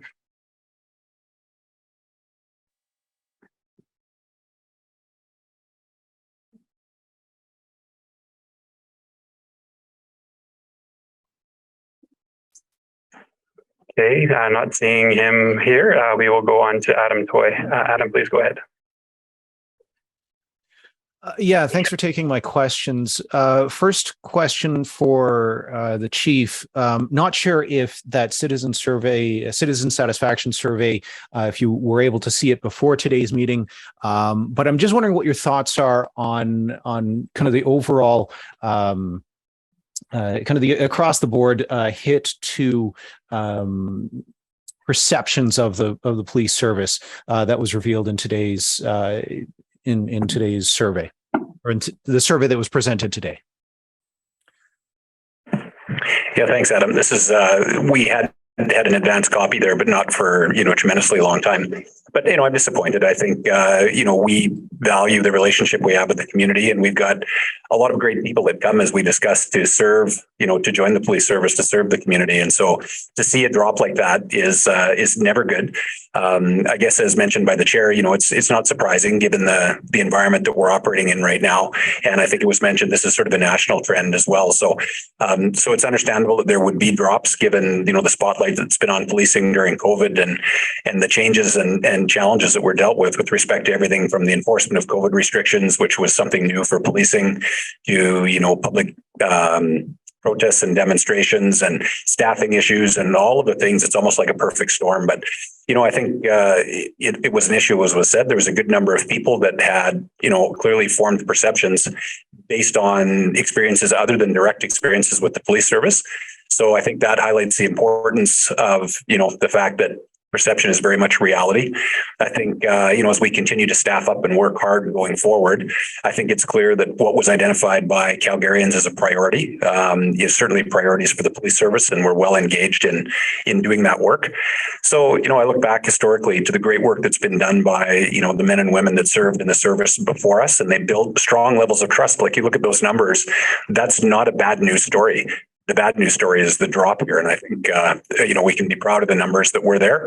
And it's up to the men and women and all of us now to be able to bounce back and to be able to bring those numbers back up based on the day-to-day interactions that we have. And so I'm totally confident our folks are up to the task. And like I say, as we continue to staff up and increase capacity, I think we'll see good things. So I'm, Calgarians are smart and they've identified some issues, and we'll be responsive to them. Thank you. Go ahead, Adam, if you have a follow-up. Yeah, about the gun violence report, a slide that kind of a figure that caught my eye in terms of gun seizures is that 7 of 28 guns recovered that have been linked directly to a shooting event were stolen from a residence or a break and enter. That's I know it's a small sample size, but I'm wondering if that, being the largest proportion of the sources of gun crimes so far linked, is a concern for you and for your fellow officers. It is. All the sources are obviously concerns, in terms of community safety and officer safety. And it is a shocking number of guns that officers are dealing with out on the street.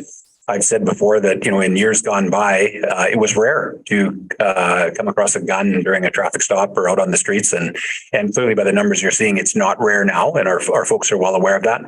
And so they handle themselves, safely and accordingly.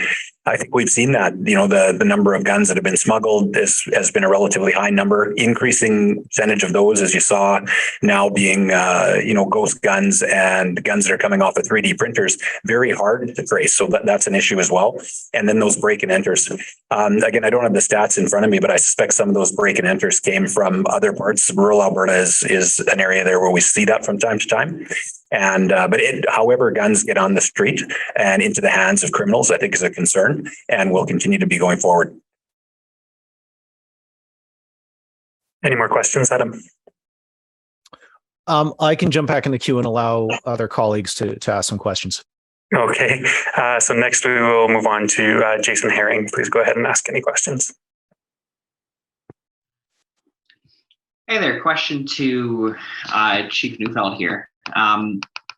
Wondering if you could respond specifically on the on what I think I heard during the citizen survey report about how respondents who had contact with police in the past year had worse perceptions of CPS than those who had not interacted with police. I mean, is that a concern to you? Yeah, it is. And I think Commissioner Walcott asked a question about being able to look more deeply into some of the survey responses.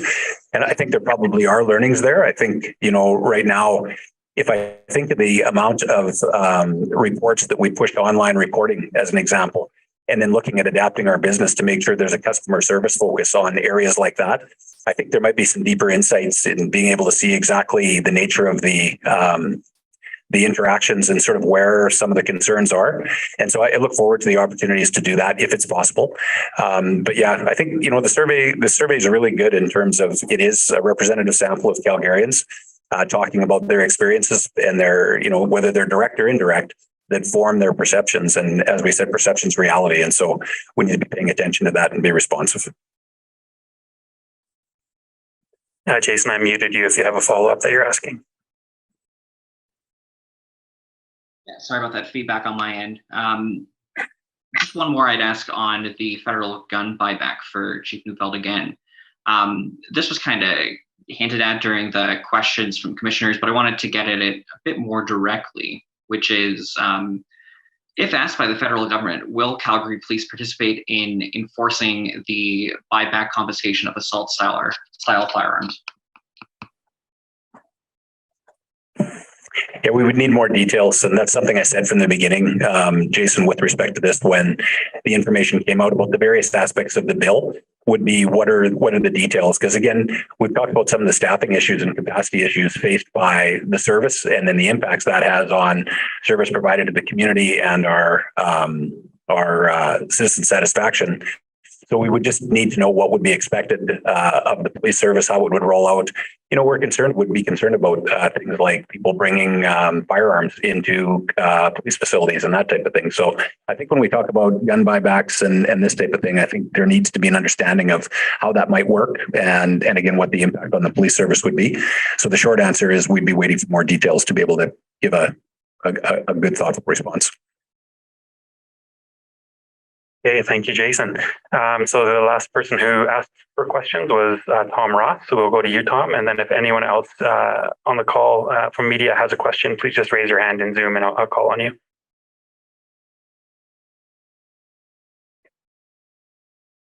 Hi, can you hear me? Yes, we can. Perfect. First off, I wanted to check one of the stats here. Out of the gun seizure numbers, apart from the weapons that were smuggled, homemade, stolen, or undetermined, were the rest of those 28 crime guns recovered? Were those, legal firearms that were used in crimes?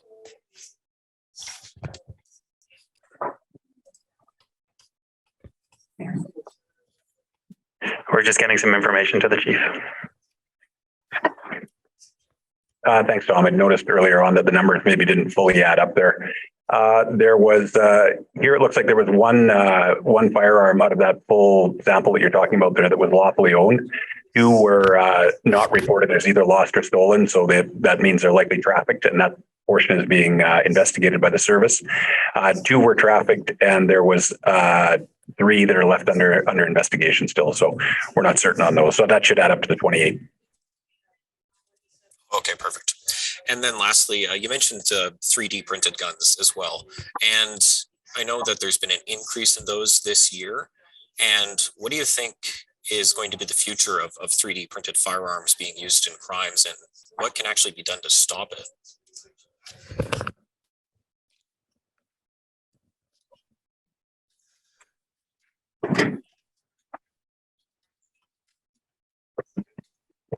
Hi, this is Ryan Aliff, acting as deputy in lieu of Paul Cook. Just to give you an idea, just from our recent firearm investigative unit report, 3D printed gun seizures are trending upwards.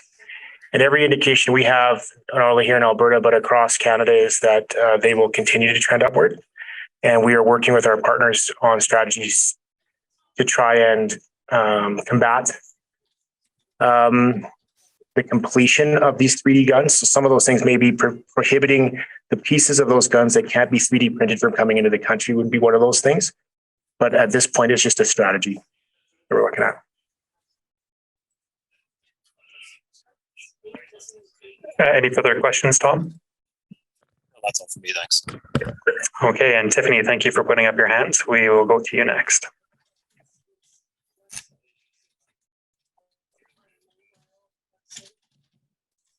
Hi, can you hear me?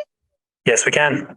Fantastic. Hi, I just have some questions about recruitment. We've heard so much that recruitment and staffing has been such an issue. And I heard a stat that Calgary Police is looking to hire, I think it's 135 officers this year, one of the most they've hired in 1 year. I was just wondering if you happen to know what proportion of that will be inexperienced officers and what proportion of that are, transfers from other cities and other departments, as well as what are some of the challenges right now in terms of getting people to consider policing as a career?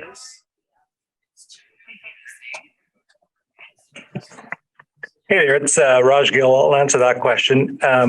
In terms of the numbers, and I've got Executive Director Rory Thompson on the line, he might be able to provide the exact numbers, but roughly we're looking at around about 30, 20, somewhere in maybe around 30 of those will be experienced officers who have previous policing backgrounds in other jurisdictions across Canada. So roughly 100 are new police officers and roughly 30 to 35 will be experienced police officers.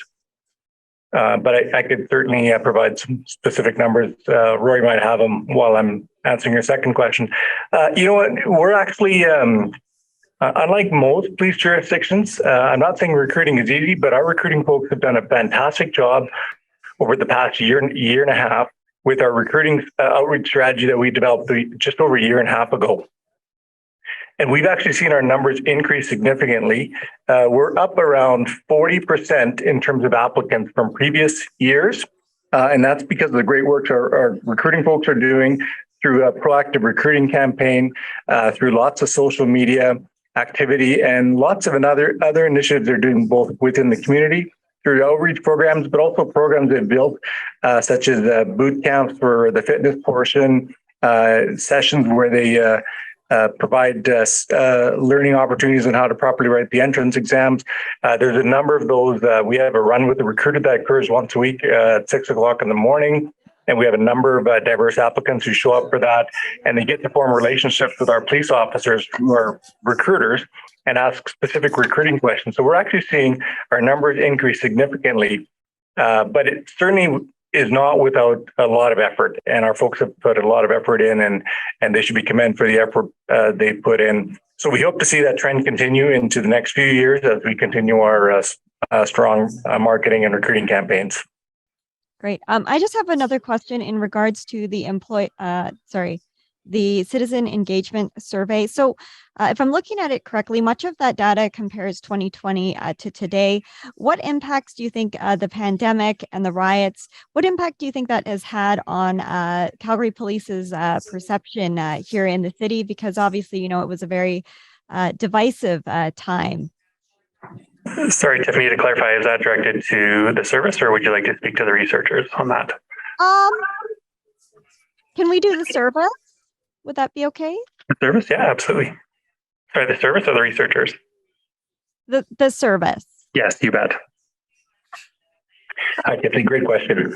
I think it's hard to know. It's hard to disentangle, sort of the impacts of the pandemic and George Floyd and defund the police and that type of thing from, I think, everything else that's gone on with respect to the survey.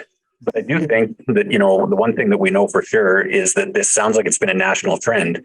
And the reality of it is everybody has been through what we've been through in the last, 2 to 3 years. So I think, there is a significant portion, I think, that's been driven by the pandemic. But I also think, our citizens, whether it be internal or external surveys, we're getting real insights from either real employees or real citizens. And so it would be easy, I think, as Yvonne had said, to just say, well, hey, that's the pandemic. And so it is what it is. But I think the reality is we're given good, actionable insight from people who are either receiving services or who are part of our organization. And as a result, I think, it's incumbent upon us to action that either way. So I think, yes, the pandemic, as we all know, has had an impact on us all, but nevertheless, that doesn't absolve us of our responsibility to do the right thing by the community. Any further questions, Tiffany? Yeah, wondering if you could talk a little bit, sorry to do this again, about the federal buyback program. We heard a little bit about it being discussed. Just to clarify, do you think that would be something that could work to address, the gun violence we're seeing not only here in Calgary, but around the country? And is that something you would support? I mean, we heard from the federal minister today, actually, about how disappointed he is in Alberta for not wanting to participate. Just hoping to hear a little bit of your thoughts there. Yeah, I'm trying to stay somewhat not neutral on the issue, but just making sure that I fully understand the positions of all sides, and so that we can inform our own. But I think when it comes to, again, assault style weapons and high capacity magazines and that type of thing that enable folks, if they should engage in crime like that, to have higher levels of impact than you would otherwise. I think those types of weapons are weapons we need to be interested in. But as much as we're seeing some of those types of weapons on the street, and they're coming off the street, that's not necessarily the day-to-day shootings. The 106 shootings that we're seeing in Calgary right now, that's not the type of weapons that's involved in that either. So, but I think, from a public safety standpoint, I think we talk to our partners in the US, where there has been a higher number of mass shootings and school shootings and that type of thing. And that's one of the things that they're very strong on, is that those weapons in urban environments are problematic. So there may be, discrepancies or discussions about which weapons sort of fall into the category and which don't, and those might be discussions worth having. But at the end of the day, in urban environments, those can do a lot of damage. And from a public safety and officer safety perspective, we need to be very concerned with that. Those are all my questions. Perfect. Thank you, Tiffany. Okay, one last call, Adam. I didn't know if you had another question, but if I don't see any hands, we will be done. Okay, Chair, that is all for us today. Thank you very much, everyone, for coming.